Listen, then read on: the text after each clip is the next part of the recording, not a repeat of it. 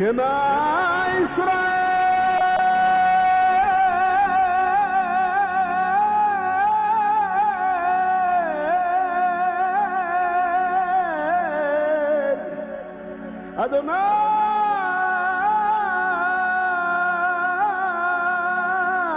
أدوناي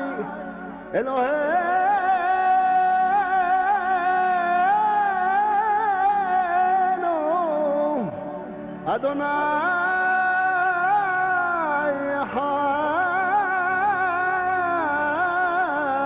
حد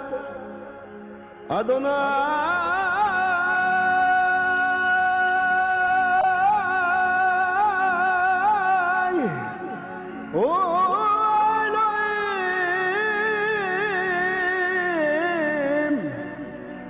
இன்ப துன்ப நேரத்திலும் உன் அன்புள்ள இயேசுவைப் பார்.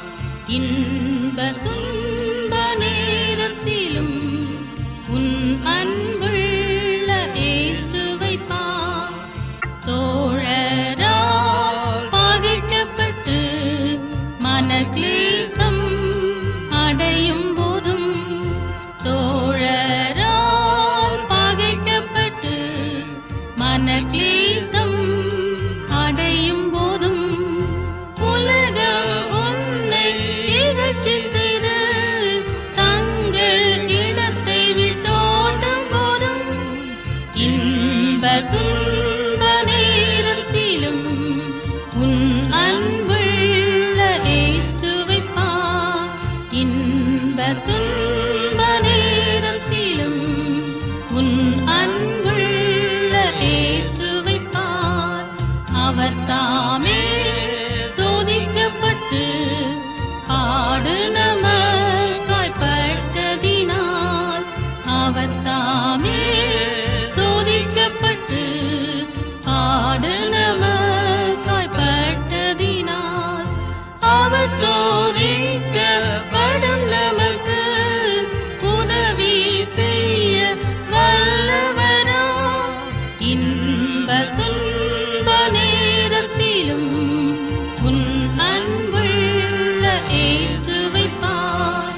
இன்ப துன்ப நேரத்திலும் உன் அன்புள்ள இயேசுவைப் பார். அகிஞரால் கல்லெறியுண்டு மரண நேரம் தீட்டும் போதும், அகிஞரால் கல்லெறியுண்டு மரண நேரம் தீட்டும் போதும், பக்தன் ஸ்தேவானைப் போல தைரியமாய் உன் இயேசுவைப் பார். இன்ப துன்ப நேரத்திலும் உன் அன்புள்ள இயேசுவைப் பார். இன்ப துன்ப நேரத்திலும் உன் அன்புள்ள இயேசுவைப் பார். ஷலோம், பிரைஸ் தி லார்ட். ஆண்டவரும் அருமை இரட்சகருமாகிய இயேசு கிறிஸ்துவின் நாமத்தில், யெஷுவா ஹமஷியாஹ் நாமத்தில் தேவனுடைய வார்த்தைகளை கேட்கும்படியாக அமர்ந்திருக்கிற உங்கள் அனைவரையும் அன்போடு கூட வாழ்த்தி நான் வரவேற்கிறேன். கர்த்தர் நம் ஒவ்வொருவரையும் ஆசீர்வதிப்பாராக. கர்த்தருடைய வார்த்தைகளை நம்ம கவனிப்பதற்கு முன்பு ஒரு காரியத்தை நான் சொல்லிவிட்டு நாம் கர்த்தருடைய வார்த்தைகளுக்குள்ள நம்ம கடந்து போகலாம். கடந்த வெள்ளிக்கிழமை அன்று சரியாக காலை 5 மணி, ஏறக்குறைய 5 மணிக்கு மேல் டிபிஎம் சபையினுடைய பாடல்களை பாடுகிறதான கனத்துக்குரிய சிஸ்டர் குளோரி அவர்கள் கர்த்தருக்குள்ளாக மரித்தார்கள். அவர்கள் மகிமைக்குள் பிரவேசித்திருக்கிறார்கள். இந்த அருமையான சிஸ்டர் குளோரி, சகோதரி குளோரி அவங்களுடைய பாடல்கள் ரொம்ப அற்புதமான பாடல்கள். பரிசுத்தவான்களை ஏற்றின அந்த பாடல்களை அவங்க தான் பாடியிருக்காங்க. நீங்கள் டிபிஎம் பாடல்கள் இருக்கிற அந்த சிடிஸை நீங்கள் வாங்கி கேட்டிங்கன்னா, நான் நினைக்கிறேன் ஏறக்குறைய ஒரு 400 பாடல்களுக்கு மேல் இருக்கிற அந்த பாட்டுகள் எல்லாம் அவங்க தான் பாடியிருக்காங்க. என்னுடைய வாழ்க்கைக்கு அவங்களுடைய பாடல்கள் மிகவும் ஆசீர்வாதமாக இருக்கிறது. இனிமேலும் அந்த பாடல்கள் எனக்கு ஆசீர்வாதமாக இருக்கும் என்பதற்கு சந்தேகமே இல்லை. குறிப்பாக நான் அடிக்கடி கேட்கிற பாடல், அடிக்கடி கேட்கிறதான ஒரு பாடல் வந்து இன்ப துன்ப நேரத்திலும் உன் அன்புள்ள இயேசுவை பார் என்கிறதான அந்த பாடல். குறிப்பாக ஊழியத்தை விட்டே போயிடலாம், எல்லாரும் புறக்கணிக்கிறார்கள், என்னை கைவிடுகிறார்கள், நான் துரத்தப்படுகிறேன், கைவிடப்படுகிறேன், புறக்கணிக்கப்படுகிறேன், தகுதியற்றவன் என்று எல்லாராலும் எள்ளி நகையாடப்படுகிறேனே, இனி நான் ஊழியம் செய்ய நான் தகுதியா, இனி நான் ஊழியம் செய்வதற்கு எனக்கு தகுதி இல்லையே, நான் ஏன் ஊழியத்தில் இருக்கணும், ஊழியத்தை விட்டு போயிடுவோம், நான் போய்விடுகிறேன், போய்விடலாமா என்றெல்லாம் யோசித்து கேள்விகளை எழுப்பிக் கொண்டிருந்த நேரத்தில் இந்த பாடல் என்னுடைய வாழ்க்கைக்கு மிகவும் ஆசீர்வாதமாக இருந்திருக்கிறது, என்னை தைரியப்படுத்தி இருக்கிறது. அந்த அந்த அந்த பாட்டில் வருகிற ஒவ்வொரு வரிகளும் ஒவ்வொரு வார்த்தைகளும் எனக்கு ரொம்ப ஆசீர்வாதமாக இருந்திருக்கிறது, என்னை தைரியப்படுத்தி இருக்கிறது. நான் இன்னைக்கு ஊழியத்தில் நிற்பதற்கு எனக்கு மிகவும் உதவியாக இருந்திருக்கிறது. ஆகவேதான் இந்த பாடலை கர்த்தருடைய வார்த்தையை கேட்பதற்கு முன்பாக அவங்க பாடினதையே நாங்கள் இங்கே வந்து நாங்கள் போட்டோம். ஸோ அதனால் அந்த பாடல் நாங்கள் பாடும்படியாக அவங்க பாடினதே நாங்கள் இங்கே வந்து உங்களுக்காக நம்ம எல்லாருடைய ஆசீர்வாதத்துக்காகவும் அவங்கள நம்ம நினைவுபடுத்தி கொள்ளும்படியாகவும் அந்த பாடல் நாங்கள் அப்படியே நாங்கள் இங்கே வந்து உங்களுக்காக நாங்கள் யூடியூப்பில் நாங்கள் அதை போட்டிருக்கிறோம். அதனால் அருமையானவர்களே, நம்முடைய ஆண்டவர் எந்த நிலையிலும் நம்மை கைவிடாதவர். இன்ப துன்ப நேரத்திலும் உன் அன்புள்ள இயேசுவை பார் அப்படிங்கிற அந்த வார்த்தை ரொம்ப அற்புதமான ஒரு வார்த்தையாக இருக்கிறது. இன்றைக்கும் அந்த பாடல் எனக்கு ஆசீர்வாதமாகத்தான் இருக்கிறது, இனிமேலும் அது ஆசீர்வாதமாகத்தான் இருக்கும். ஆகவே அந்த அருமையான சிஸ்டருடைய வாழ்க்கையில் தேவன் செய்த நல்ல மகத்தான கிரியைகளுக்காகவும் தொடர்ந்து அந்த மாதிரியான அநேக பரிசுத்தவான்கள், அநேக சகோதரிமார்கள் கர்த்தருடைய ராஜ்யத்தினுடைய கட்டுமான பணிக்காக கர்த்தரால் எழுப்பப்படும்படியாகவும் நாம் ஜெபிக்க வேண்டும். அவங்களுடைய வாழ்க்கையினுடைய ஓட்டத்தை ஜெயமாக முடிக்க பண்ணின ஆண்டவர் அதே போல நம்முடைய வாழ்க்கையிலும் அதே மாதிரி ஒரு ஜெயகரமான ஒரு வாழ்க்கை நாம் வாழ்ந்து நம்முடைய ஓட்டத்தை முடிக்க தேவன் நமக்கு உதவி செய்ய வேண்டும். அதற்காக நம்ம ஜெபிப்போம். அவங்களுடைய நல்ல வாழ்க்கைக்காக நம்ம கர்த்தருக்கு நன்றியா இருப்போம், கர்த்தரை ஸ்தோத்திரம் பண்ணுவோம். தொடர்ந்து தேவன் தம்முடைய மாறாத நித்திய நோக்கத்தை நிறைவேற்றுவாராக.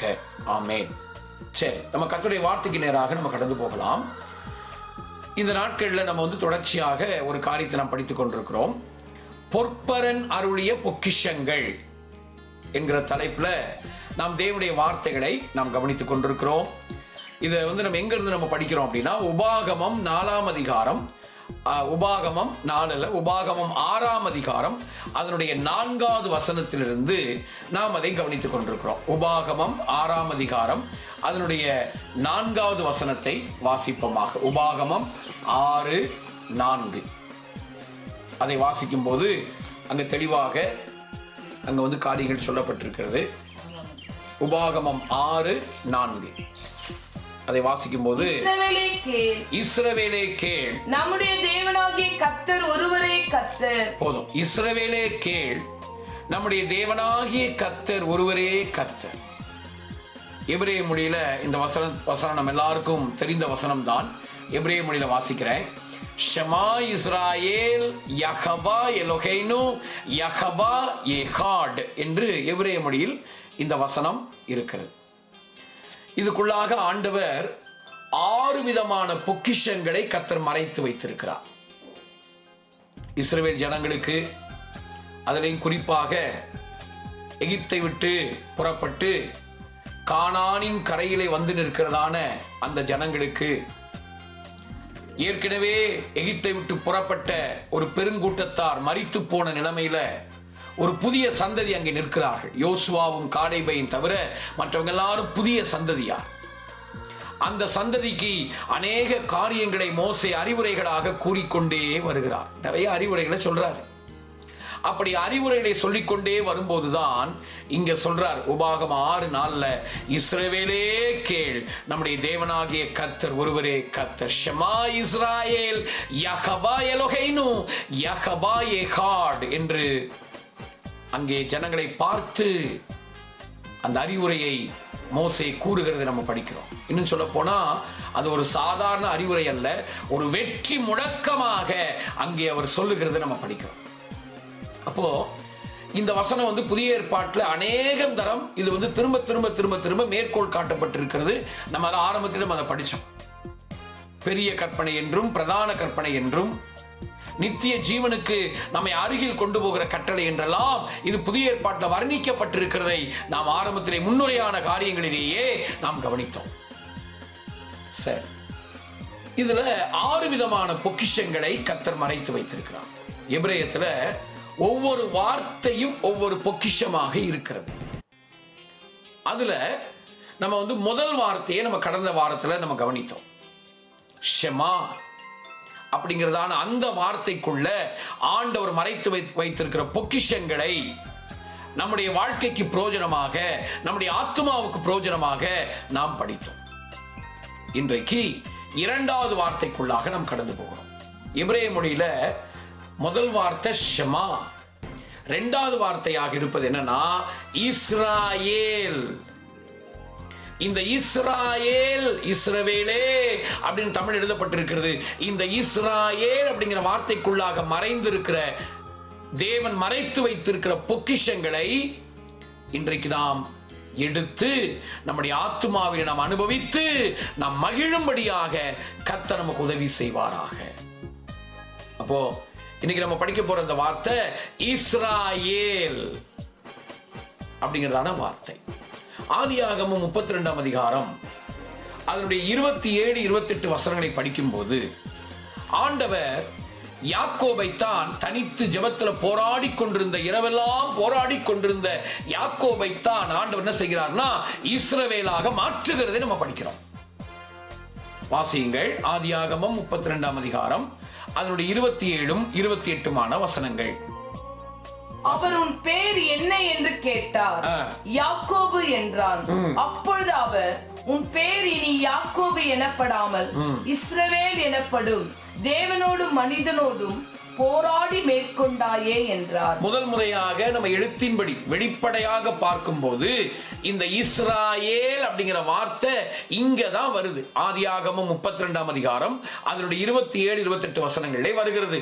ஆண்டவர் யாக்கோபை இஸ்ராயேல், யாக்கோப் என்று இருந்த அந்த மனிதனை இஸ்ராயேல் என்று அழைக்கிறார். யாக்கோப் அப்படின்னா குதிங்கால் அப்படின்னு அர்த்தம். குதிங்காலா இருந்த அந்த மனிதனை இப்பொழுது ஆண்டவர் என்ன செய்கிறாரு? இஸ்ராயேல் என்று அழைக்கிறார். அருமையானவர்களே, இந்த யாக்கோபா இருந்து ஆண்டவரால் இஸ்ரவேல் அல்லது இஸ்ராயேல் என்று அழைக்கப்பட்ட இந்த மனிதனுக்குள்ளிருந்து 12 கோத்திரம் உருவாகிறது. இந்த 12 கோத்திரத்தையும் சேர்த்துதான் ஆண்டவர் இஸ்ரவேலே என்று அழைக்கிறார். இந்த 12 கோத்திரத்தையும் இஸ்ரவேலே என்று அழைக்கிறார். அதான் அங்க இஸ்ராயேல் என்று எழுதப்பட்டிருக்கிறது. ஆபிரகாமுடைய சந்ததியார், யாக்கோபின் மூலமாய் உண்டான அந்த சந்ததியாரை பார்த்துதான் இஸ்ராயேல் என்று ஆண்டவர் அழைக்கிறார். இப்போ இந்த புதிய ஏற்பாட்டு காலத்துல அன்றைக்கு எழுத்தின்படி யாக்கோபுடைய 12 குமாரர்கள் மூலமாய் வந்த அந்த சந்ததியார் இஸ்ரவேல் என்று அழைக்கப்பட்டார்கள், இஸ்ராயேல் என்று அழைக்கப்பட்டார்கள். ஆக்சுவலா அது இஸ்ரவேல் என்று சொல்வதை விட இஸ்ராயேல் என்று சொல்வதுதான் கரெக்ட், சரியானது. ஆகவே அவங்களை ஆண்டவர் இஸ்ராயேல் என்று அழைத்தார்.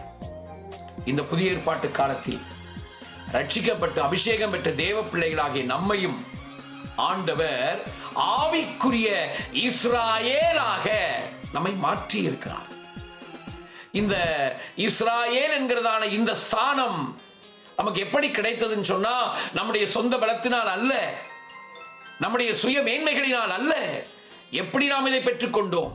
கலாத்தியர் 3ஆம் அதிகாரம் அதனுடைய 13, 14, 15 வசனங்களை படித்தால், கலாத்தியர் 3ஆம் அதிகாரம், மரத்தில் தூக்கப்பட்ட எவனும் சபிக்கப்பட்டவன் என்று எழுதியிருக்கிறபடி கிறிஸ்து நமக்காக சாபமாகி நியாய பிரமாணத்தின் சாபத்திற்கு நம்மை நீங்களாக்கி மீட்டுக் கொண்டார். ஆபிரகாமுக்கு உண்டான ஆசீர்வாதமும் கிறிஸ்து இயேசுவினால் புறஜாதிகளுக்கு வரும்படியாக வாசிங்க. ஆவியை குறித்து சொல்லப்பட்ட வாக்குத்தத்தத்தை நாம் விசுவாசத்தினாலே பெறும்படியாகும் இப்படி ஆயிற்று.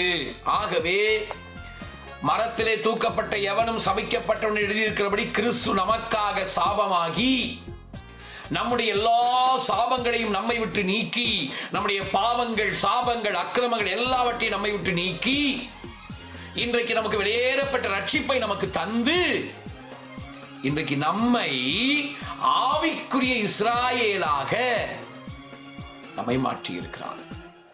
பிரதர், சிஸ்டர், இன்றைக்கு நீங்களும் நானும் தான் ஆவிக்குரிய இஸ்ராயேலாக இருக்கிறோம் என்பதை விளங்கிக் கொள்ள வேண்டும். அப்ப நம்மளை பார்த்து தான் சொல்றாரு, ஷமா இஸ்ராயேல் யஹோவா எலோஹைனு யஹோவா ஏகாட் என்று நம்மை பார்த்து தான் அவர் சொல்லுகிறார்.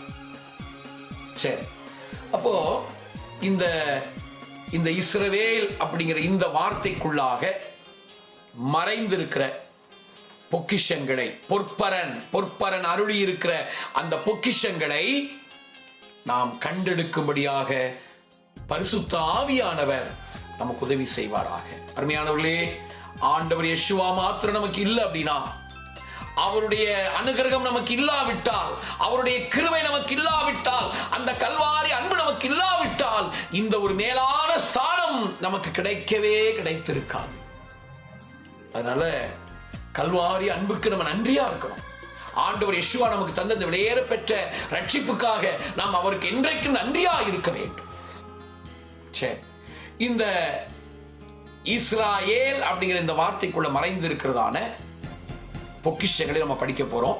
இங்கேயும் அதே மாதிரி பார்த்தீங்கன்னா, இந்த வசனத்துக்குள்ளேயும் இந்த வார்த்தைக்குள்ளேயும் 6 விதமான பொக்கிஷங்களை கர்த்தர் மறைத்து வைத்திருக்கிறார். 6 விதமான பொக்கிஷங்கள் இந்த இஸ்ராயேல் அப்படிங்கிற வார்த்தைக்குள்ளாக மறைந்திருக்கிறதை நம்ம பார்க்க முடியும். சரி, இந்த 6 விதமான பொக்கிஷங்களை நாம் உள்ளே போய் தோண்டி எடுக்கும்படியாக, அந்த பொக்கிஷங்களை 6 விதமான கருத்துக்குள்ளே நான் அடக்கி உங்களுக்கு சொல்லும்படியாக கர்த்தர் எனக்கு உதவி செய்வாராக. சரி, அந்த கருத்துக்களை சொல்லுகிறேன். முதலாவதாக எபிரேய பதம், இரண்டாவது ஏற்கனவே முன்குறிக்கப்படுதல், மூன்றாவது எபிரேய எழுத்துக்கள். இந்த இஸ்ராயேல் அப்படிங்கிற அந்த வார்த்தைக்குள்ள வரக்கூடிய அந்த எபிரேய எழுத்துக்கள் இருக்கிறதே, அதை நம்ம கவனிக்கணும். அந்த எபிரேய எழுத்துக்களுக்குள்ள இருக்கிறதான காரியங்களை நாம் கவனிக்க வேண்டும். மூன்றாவதாக எபிரேய எழுத்துக்கள். நான்காவதாக 8 விதமான ஆசீர்வாதங்கள். ஐந்தாவதாக நம்ம அங்க கவனிக்கும் போது எண் மதிப்புகளுக்குள் மறைந்திருக்கும் ரகசியங்கள். ஆறாவது ஏற்றுக்கொள்ளப்படுதலும் மகிமையை அடைதலும். இப்படி 6 கருத்துக்களை உங்களுக்கு நான் சொல்லும்படியாக கர்த்தர் எனக்கு உதவி செய்வாராக. திரும்பமாக அந்த குறிப்புகளை திரும்ப ஞாபகப்படுத்துகிறேன் ஒரு முறை. முதலாவதாக எபிரேய பதம். 6 கருத்துக்கள் இருக்கு. முதலாவது எபிரேய பதம். இரண்டாவதாக ஏற்கனவே முன்குறிக்கப்படுதல், ஏற்கனவே முன்குறிக்கப்பட்டவர்கள். மூணாவதாக எபிரேய எழுத்துக்கள். நான்காவதாக 8 விதமான ஆசீர்வாதங்கள். ஐந்தாவதாக எண் மதிப்புகளுக்குள் மறைந்திருக்கும் ரகசியங்கள். ஆறாவது ஏற்றுக்கொள்ளப்படுதலும் முடிவான ஸ்தானத்தை அடைதலும். ஏற்றுக்கொள்ளப்படுதலும் முடிவான ஸ்தானத்தை அடைதலும். 6 கருத்துக்கள் இந்த ஒரே வார்த்தைக்குள்ளாக, இஸ்ராயேல் அப்படிங்கிற ஒரே வார்த்தைக்குள்ளாக இருக்கிறத நம்ம பார்க்க முடியும். சரி, நம்ம நேரடியாக நம்ம குறிப்புக்குள்ள போகலாம். அதுக்கு முன்பாக இந்த இஸ்ராயேல் அப்படிங்கிற வார்த்தைக்கு வரக்கூடிய எழுத்துக்களை உங்களுக்கு நான் சொல்லுகிறேன். இந்த இஸ்ராயேல் என்பதற்கு வரக்கூடிய எழுத்துக்கள் யோத், சின், ரேஷ், அலேஃப், லாமேட். திரும்பவும் சொல்லுகிறேன். யோத், சின், ரேஷ், அலேஃப், லாமேட். இஸ்ராயேல் அப்படிங்கிற வார்த்தை இங்க இருப்பதை நாம் பார்க்க முடியும். இஸ்ராயேல் என்கிற அந்த வார்த்தைக்கு இந்த எழுத்துக்களை தான் பயன்படுத்துவார்கள். யோது, சின், ரேஷ், ஆலேஃப், லாமெட் 5 எழுத்துக்கள் இங்கே பயன்படுத்தப்படுகிறது நம்ம படிக்கிறோம். சரி, இப்ப நம்ம நேரடியாக உள்ள குறிப்புக்குள்ள போகலாம். முதல் குறிப்பு எபிரேய பதம். இந்த இஸ்ராயேல் அப்படிங்கிற இந்த வார்த்தைக்கு 3 விதமான அர்த்தங்கள் இருக்கிறது. இது எபிரேய பதம். அதாவது இந்த பதங்கள் எல்லாம் நம்ம பார்க்கும்போது, பொதுவாக இந்த இஸ்ரவேலை பற்றி நம்ம படிக்கும் போதே நம்ம கிறிஸ்துவுக்குள் யாராக இருக்கிறோம் என்பதை நாம் விளங்கிக் கொள்ள முடியும்.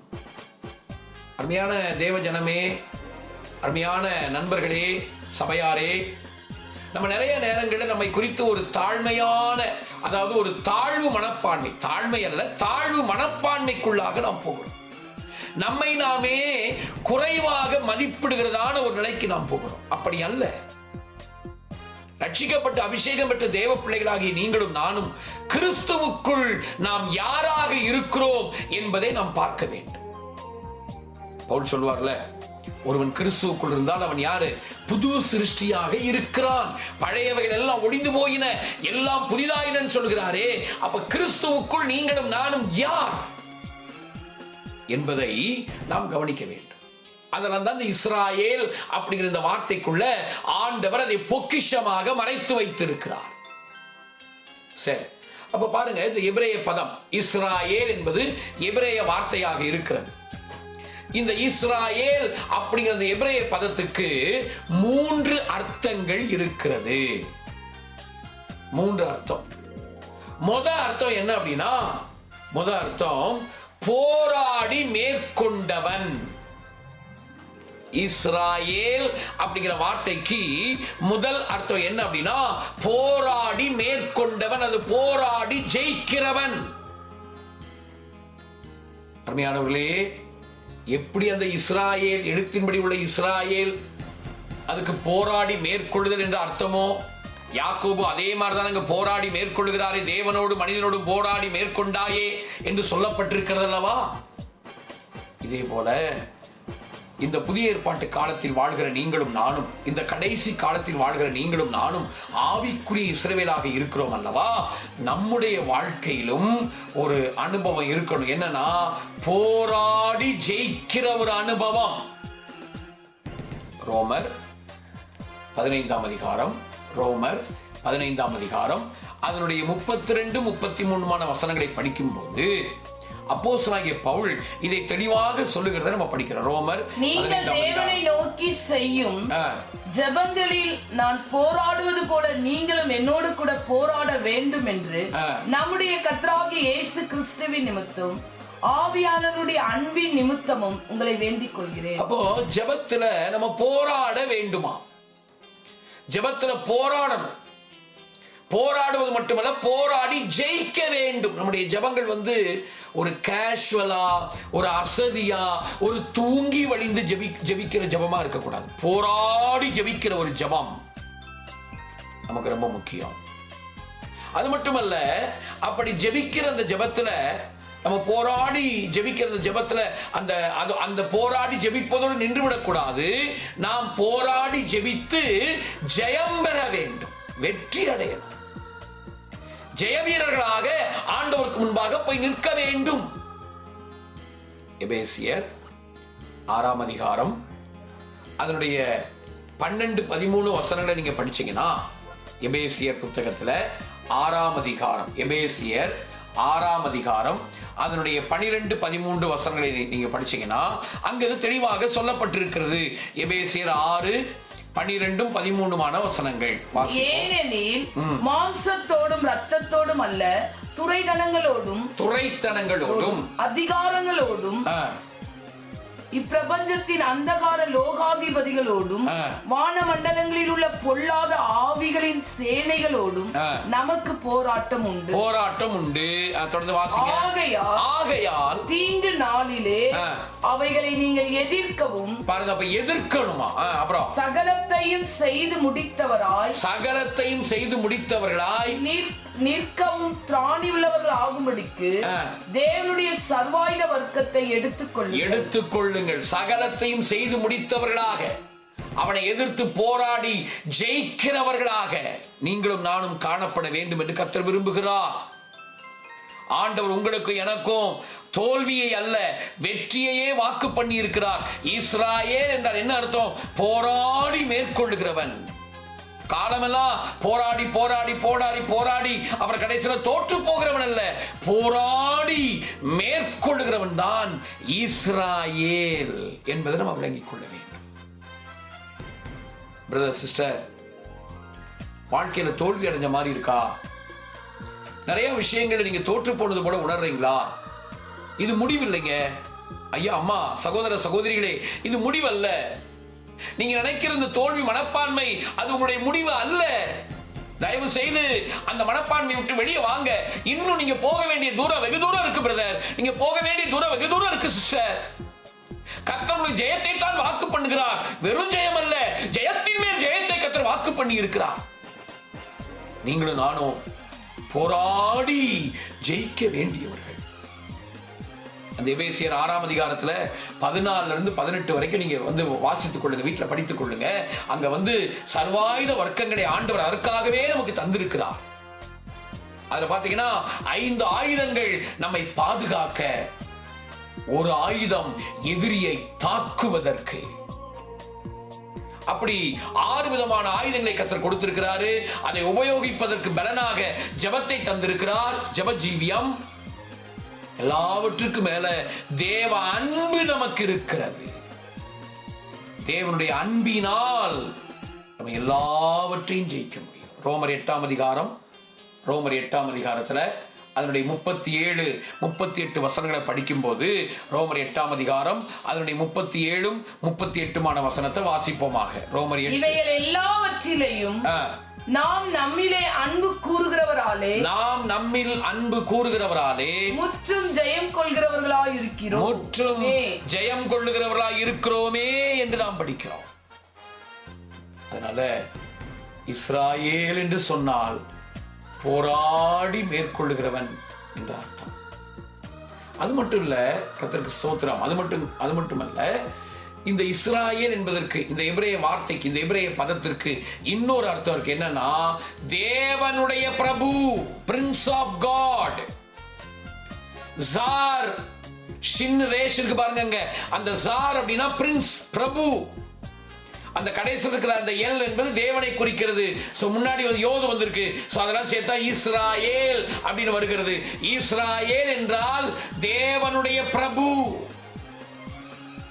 அதாவது இந்த பூமியில தேவனால் நியமிக்கப்பட்ட இந்த பூமிக்கு ராஜா, பிரபு. அதான் இஸ்ராயேல். தேவனுடைய பிரதிநிதியாக, கடவுளின் பிரதிநிதியாக இந்த பூமிக்கு நியமிக்கப்பட்டிருக்கிற ராஜா, பிரபு. அருமையானவர்களே, அந்த எழுத்தின்படி இருக்கிற இஸ்ரவேல் மட்டும் இல்ல, ஆவிக்குரிய இஸ்ரவேலா இருக்கிற உங்களையும் என்னையும் கூட ஆண்டவர் இன்றைக்கு நம்மளை தேவனுடைய பிரபுவாக, ராஜாக்களாகவே கர்த்தர் நம்மை வைத்திருக்கிறார். வெளிப்படுத்தின விசேஷம் 1ஆம் அதிகாரம் அதனுடைய 6வது வசனத்தை படிக்கும் போது, வெளிப்படுத்தின விசேஷம் 1ஆம் அதிகாரம் அதனுடைய 6வது வசனத்தை, நம்மிடத்தில் அன்பு கூர்ந்து தமது இரத்தத்தினாலே நம்முடைய பாவங்களற நம்மை கழுவி தம்முடைய பிதாவாகிய தேவனுக்கு முன்பாக நம்மை ராஜாக்களும் ஆசாரியர்களும் ஆக்கின அவருக்கு மகிமையும் வல்லமையும் என்றென்றைக்கு உண்டாயிருப்பதாக. ஆமென். அப்ப ஆண்டவர் பாருங்க, நம்முடைய பாவமர நம்மை கழுவி, நம்ம மேல வைத்த அன்பினால் பாவமர நம்மை கழுவி நம்மளை எப்படி வச்சிருக்கிறாரு? ராஜாக்களும் ஆசாரியர்களுமாக வைத்திருக்கிறார். 1 பேதுரு 2ஆம் அதிகாரம் அதனுடைய 9வது வசனத்தையும் படிக்கும் போது, 1 பேதுரு 2ஆம் அதிகாரம் அதனுடைய 9வது வசனத்தை வாசிப்போமாக. உங்களை அந்தகாரத்தில் நின்று தம்முடைய ஆச்சரியமான ஒளியினிடத்திற்கு வரவழைத்தவருடைய புண்ணியங்களை அறிவிக்கும்படி தெரிந்து கொள்ளப்பட்ட சந்ததியும் ராஜரீகமான ஆசாரிய கூட்டமாயும் பரிசுத்த ஜாதியாயும் அவருக்கு சொந்தமான ஜனமாயும் இருக்கிறீர்கள். அப்போ ராஜரீக ஆசாரிய கூட்டம், ஆண்டவரின் புண்ணியங்களை அறிவிக்கும்படியாக அந்தகாரத்திலிருந்து ஆச்சரியமான ஒளிக்குள்ளே வரவழைக்கப்பட்டிருக்கிற ஆசாரிய கூட்டம் வெறும் ஆசாரிய கூட்டம் அல்ல, ராஜரீக ஆசாரிய கூட்டமாக கர்த்தர் நம்மை வைத்திருக்கிறார். அப்போ இஸ்ரவேலே கேள், ஷமா இஸ்ராயேல் என்ன அர்த்தம்? போராடி மேற்கொண்டவர்களே கேளுங்க. தேவனுடைய பிரபுக்களாக ராஜாக்களாக இருக்கிறவர்களே கேளுங்கள் என்று சொல்லுகிறார். அது மட்டும் இல்ல, மூன்றாவது இந்த இஸ்ராயேல் என்பதற்கு மூன்றாவது ஒரு அர்த்தம் என்ன அப்படின்னா, தேவனுக்கு முன்பாக நேராய் நடப்பவன். தேவனுக்கு முன்பாக நேராய் நடக்கிற ஒரு அனுபவம் இஸ்ராயேல். ஆதியாகமம் 17:1 ஆண்டவர் ஆபிரகாமை பார்த்து இதுதானே சொல்றாரு. ஆதியாகமம் 17ஆம் அதிகாரம் அதனுடைய முதல் வசனத்தை வாசிங்க.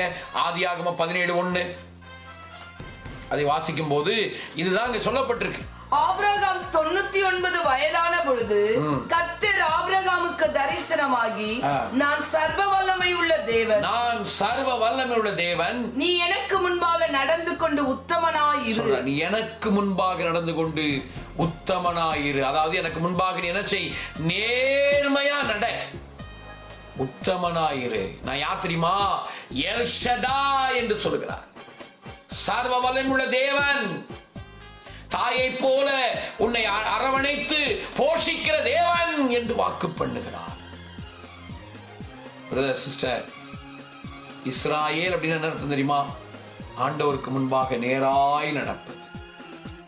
மனுஷருக்கு முன்பாக நேரா கோணலா நடந்துட்டு அத மனுஷருக்கு முன்பாக நேராய் நடப்பது போல நடித்து கொண்டு ஆண்டவருக்கு முன்பாக கோணலாய் நடக்கிறவர்கள் இஸ்ராயேல் அல்ல.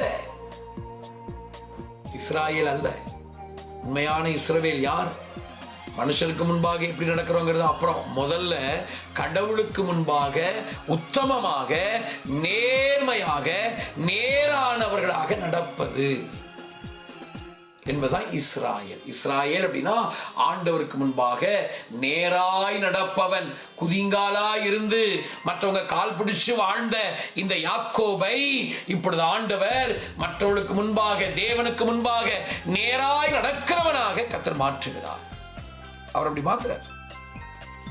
இப்போ இஸ்ராயேல் அப்படின்னா ஆண்டவருக்கு முன்பாக கடவுளுக்கு முன்பாக நேராய் நடக்கிற ஒரு அனுபவம். எபேசியர் 4:15 நீங்க பாத்தீங்கன்னா, எபேசியர் 4ஆம் அதிகாரம் அதனுடைய 15வது வசனத்தை படிக்கும்போது வாசிகள் அங்கு தெளிவாக சொல்லி இருக்கிறது. எபேசியர் 4:15 ஆனபடினாலே நீங்கள் ஞானமற்றவர்களைப் போல் நடவாமல். எபேசியர் 4ஆம் அதிகாரம் அன்புடனே சத்தியத்தை கைக்கொண்டு தலையாகிய கிறிஸ்துவுக்குள் எல்லாவற்றிலேயும் நாம் வளர்கிறவர்களாய் இருக்கும்படியாக அப்படி செய்தார். ஆகவே ஆண்டவருக்கு முன்பாக நம்முடைய அந்தரங்க ஜீவியத்துல பரலோகம் மட்டுமே பார்க்கக்கூடிய, கடவுள் மட்டுமே தேவன் மட்டுமே பார்க்கக்கூடிய நம்முடைய அந்தரங்க வாழ்க்கையில் அவருக்கு முன்பாக நேராய் நடப்பதுதான் இஸ்ராயேல். அப்படியானா இஸ்ரவேலே அப்படின்னு ஆண்டவர் கூப்பிடுறாரு. என்ன அர்த்தம்? இஸ்ரவேலே என்றால் முதல் அர்த்தம் என்ன? போராடி மேற்கொண்டவனே. என்ன அர்த்தம்? என்ன இஸ்ராயேல் அப்படின்னு சொல்லும் போது போராடி மேற்கொள்வது மட்டுமல்ல, தேவனுடைய பிரபுவா இருப்பவனே, ராஜாக்களும் ஆசாரியருமா இருக்கிறவர்களே அப்படிதான் கூப்பிடுறார். மூணாவது இஸ்ராயேல் என்று சொன்ன என்ன அர்த்தம்? இஸ்ராயேல் அப்படிங்கிற வார்த்தை ஆண்டவருக்கு முன்பாக நேராய் நடக்கிறவர்களே, உத்தமமாய் நடக்கிறவர்களே. இப்படி ஒரு அனுபவம் நம்மளை அவர் அப்படி கூப்பிடுறாரு. அப்படி கூப்பிடுகிற அந்த அனுபவங்கள் எல்லாம் நம்முடைய வாழ்வினுடைய தன்மைகளாக அனுபவங்களாக மாறிவிட வேண்டும். யோவான் இப்படி சொல்லிட்டாரே, நான் அப்படி மாற வேண்டுமே என்று சொல்லி நம்மை அர்ப்பணிக்க வேண்டும். இதான் அந்த எபிரேய பதம் நமக்கு காண்பிக்கிற சத்தியங்களாக இருக்கின்றன. இதான் எபிரேய பதத்திலிருந்து நம்ம படித்துக் கொள்கிற காரியங்களாக இருக்கிறது.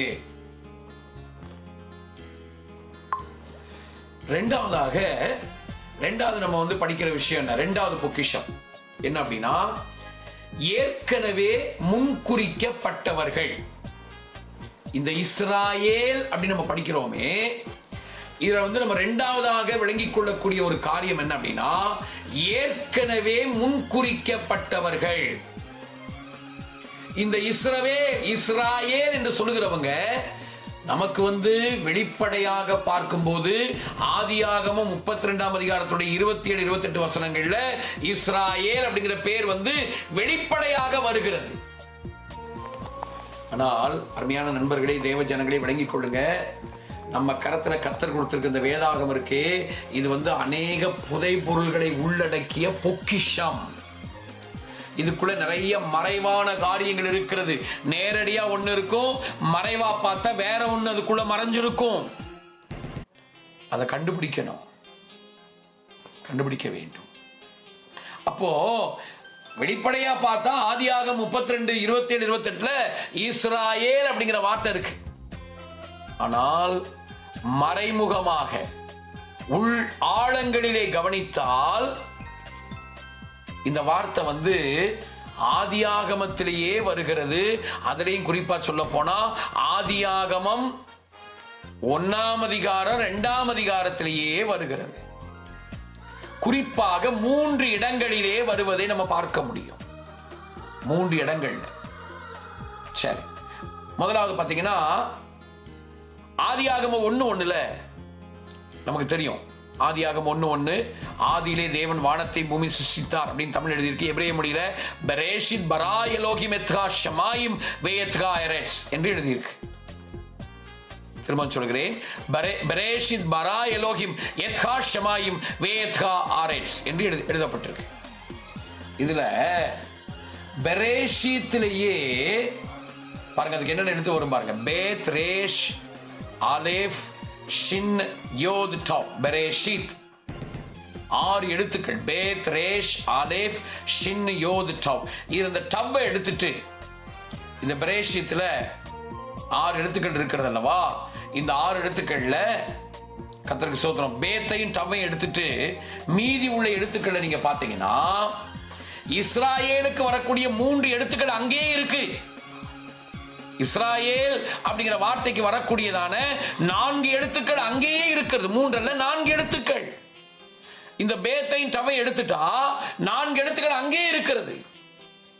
பாருங்க, அங்க யோத் இருக்கு, அடுத்தங்க ஷின் இருக்கிறது, அடுத்தங்க ரேஷ் இருக்கிறது, அடுத்தங்க ஆலேஃப் இருக்கிறது. அடுத்து அந்த ஆதியாகமம் 1:1 3வது வார்த்தையாய் வரக்கூடிய ஏலோஹிம், ஆலேஃப், லாமேட், ஹே, யோத், மெம், சோஃபித், ஏலோஹிம் அப்படிங்கிற வார்த்தையில் இருக்கிற அந்த ஏலோஹிம் இருக்கிற லாமேடை எடுத்து அதுக்கு பக்கத்துல போட்டா அவ்வளவுதான் இஸ்ராயேல். ஆதியாகமம் 1:1 முதல் வார்த்தையிலேயே இஸ்ராயேல் என்பதற்கு வரக்கூடியதான 4 எழுத்துக்கள் அங்கே இருந்துச்சு, அங்கே இருக்கு, அங்கேயே தேவன் வைத்திருக்கிறார். அந்த 5வது எழுத்து லாமேடுங்கிற எழுத்து ஏலோஹிம் என்கிற வார்த்தைக்குள்ள இருக்கு. அந்த லாமேடு எடுத்து போட்டா இஸ்ராயேல். யோத், ஷின், ரேஷ், ஆலேஃப், லாமேட். இது ஒரு உதாரணம். அடுத்தது நீங்க 2வதாக நீங்க கவனிச்சீங்கன்னா, இந்த ஆதியாகமம் 1:2 நீங்க பாத்தீங்கன்னா ஆதியாகமம் 1:31 கடைசி வார்த்தையில இருக்கிற அந்த யோத் அப்படிங்கிற எழுத்தை நம்ம எடுத்துக்கொள்ள வேண்டும். அந்த வசனத்தை நான் வாசிக்கிறேன். ஆக்சுவலா ஆதியாகமம் 1:31 என்ன அப்படின்னா, அதை நான் வாசிக்கிறேன். வயார் எலோஹிம் எத் கால் அஷேர் ஆசா வேஹினே டோவ் மெயோட் வாயேஹி யரேவ் வாயேஹி வோகேர் யோம் ஹா ஷீஷி. இதுல தமிழ்ல வாசிக்கிற வசனத்தை ஆதியாகமம் 1:31, ஆதியாகமம் 1ஆம் அதிகாரம் அதனுடைய 31ஆம் வசனம். அப்பொழுது தேவன் தாம் உண்டாக்கின எல்லாவற்றையும் பார்த்தார், அது மிகவும் நன்றாயிருந்தது. சாயங்காலமும் விடியற் காலமும் ஆகி 6ஆம் நாள் ஆயிற்று. இதுல இந்த கடைசி வார்த்தை பாருங்க, ஹாஷீஷி. 6வது வார்த்தை ஹாஷீஷி. 6 என்பதை குறிக்கிற வார்த்தை, கடைசி வார்த்தை. ஆதியாகமம் 1:31 கடைசி வார்த்தை ஹாஷீஷி. இதுக்கு என்னென்ன எழுத்துக்களை பயன்படுத்துறாங்க அப்படின்னா, இந்த ஹா ஷி ஷி அப்படிங்கிற இந்த வார்த்தைக்கு என்னென்ன எழுத்துக்கள் பயன்படுத்தப்பட்டிருக்குன்னா, ஹே, ஷின், ஷின், யோத். திரும்பவும் சொல்லுகிறேன், ஹே, ஷின், ஷின், யோத். அப்போ இந்த ஹே, ஷின், ஷின், யோதுல வரக்கூடிய இந்த யோது இருக்கு பாருங்க, இந்த யோதை நம்ம எடுத்துக்கொண்டு இந்த யோதை விட்டுட்டு அடுத்து 7 எழுத்துக்களை எண்ணினால் கரெக்டா 7வது எழுத்தாக அங்கே ஷின் வருகிறதை நம்ம பார்க்க முடியும். கரெக்டா 7வது எழுத்தாக அங்கே ஷின் வருவதை நம்மால பார்க்க முடியும். அதாவது அந்த ஆதியாகம 1:2 ஹாஷமாயிம் அப்படிங்கிற வார்த்தை, ஆதியாகம 2ஆம் அதிகாரம் 1 வசனத்துல ஹாஷமாயிம் அப்படிங்கிற வார்த்தையில வரக்கூடிய இந்த ஷின் கரெக்டா அந்த 1:31 கடைசியா இருக்கிற இந்த யோதுல இருந்து அந்த யோதை விட்டுட்டு அப்படியே எண்ணிட்டு வந்தா கரெக்டா 7வது எழுத்து இந்த ஷின். அடுத்தது இந்த ஷின்னை விட்டுட்டு அடுத்து 7 எழுத்துக்களை எண்ணி பார்த்தால் பாத்தீங்கன்னா கரெக்டா பாத்தீங்கன்னா 7வது எழுத்தாக அங்கே ரேஷ் வந்திருக்கிறத பார்க்கலாம். ரேஷ், அதாவது ஆதியாகம 2:1 இருக்கிற 3வது வார்த்தை வேகா ஆரேட்ஸ். வேகா ஆரேட்ஸ் அப்படிங்கிற வார்த்தையில் இருக்கிற அந்த ரேஷ் கரெக்டா அந்த சின்ன விட்டுட்டு அடுத்த 7 எழுத்துக்களை எண்ணும் போது 7வது எழுத்தாக இந்த ரேஷ் இருப்பதை நம்ம பார்க்க முடியும். அதே மாதிரி அதுக்கப்புறம் நீங்க பாத்தீங்கன்னா அந்த ரேஷை விட்டுட்டு அடுத்த எழுத்து நம்ம எண்ணி பார்த்தா, இது வந்து எபிரேயத்தை படிச்சா மட்டும் தான் புரியும். அடுத்த எழுத்து நம்ம எண்ணி பார்த்தோமானால் பாருங்க, அடுத்த எழுத்து எண்ணி பார்க்கும்போது அதுல என்ன இருக்குன்னா கரெக்டா 7வது எழுத்து ஆலேஃப். ஆதியாகம 2:1 அந்த வேகா ஆரேட்ஸ்க்கு அடுத்த வார்த்தைக்கும் அடுத்த வார்த்தை, அதாவது வேகால் ஜெவாத், வேகால் ஜெவாம் அப்படிங்கிற வார்த்தை இருக்கு. வேகால் ஜெவாம் அப்படிங்கிற அந்த வார்த்தையில் இருக்கிற ஆலேஃப் இங்கே 7வதாக வருகிறது. 7வது வார்த்தை ஆலேஃப், 7வது எழுத்து, 7வது எழுத்து வேகால். அந்த ரேஷ்ல இருந்து அப்படியே அந்த ரேஷை விட்டுட்டு அடுத்தடுத்து என்னன்னா, இந்த ஆதியாகம 2:1 கடைசி வார்த்தை வேகால் ஜெவாம் அப்படிங்கிற வார்த்தை இருக்கு. அந்த வேகால் ஜெவாம் அப்படிங்கிற வார்த்தையினுடைய ஆலேஃப் கரெக்டா 7வது எழுத்தாக வருகிறது. அடுத்தது அந்த ஆலேஃபை விட்டுட்டு அடுத்த எழுத்துல இருந்து அப்படியே கரெக்டா என்னன்னா, நீங்க பாத்தீங்கன்னா ரொம்ப ஆச்சரியமான விஷயம். அடுத்த எழுத்தை நீங்க எண்ணி பார்த்தீங்கன்னா கரெக்டாக 7வது எழுத்து லாமேட். எங்க வருதுன்னா ஆதியாகம 2:2 ஆதியாகம 2ஆம் அதிகாரம் அதனுடைய 2வது வசனத்துல 2வது வார்த்தை ஏலோஹிம், அந்த ஏலோஹிம்ல வரக்கூடிய லாமேட். ஆக மொத்தத்துல ஆதியாகம 1:31 இருக்கிற அந்த கடைசி வார்த்தை 6ஆம் நாள், அந்த 6 என்பதில் வரக்கூடிய இந்த ஹா ஷி ஷி என்று வரக்கூடிய அந்த வார்த்தையில் இருக்கிற அந்த கடைசி யோதுல இருந்து அப்படியே பார்த்தா 7 எழுத்துக்களுக்கு ஒரு முறை, அதாவது அந்த 7வது எழுத்தாக கரெக்டா 7 letters 7 எழுத்துக்களுக்கு ஒரு முறை கரெக்டா வருகிறது. யோத், ஷின், ரேஷ், ஆலேஃப், லாமேட், இஸ்ராயேல் என்று வருகிறத பார்க்கிறோம். அங்க வந்து ஆக்சுவலா 6ஆம் நாள் முடிஞ்சு அடுத்த ஆண்டவர் அங்க 7ஆம் நாள்ல ஓய்ந்து இருக்கிறதான காரியத்தை பற்றி அங்க சொல்லப்பட்டிருக்கு. ஆனா அந்த இடத்துல கரெக்டா 6ஆம் நாள் முடிந்து தேவன் எல்லாவற்றையும் சிருஷ்டித்து முடிந்து 7ஆம் நாளை பற்றின காரியம் சொல்லப்படுகிற அந்த இடத்துல கரெக்டா இஸ்ரவேல் என்கிற வார்த்தை வருவது எத்தனை ஆச்சரியகரமான ஒரு விஷயமா இருக்கிறது பாருங்க. இதை ஒரு மனிதன் செய்ய முடியாது.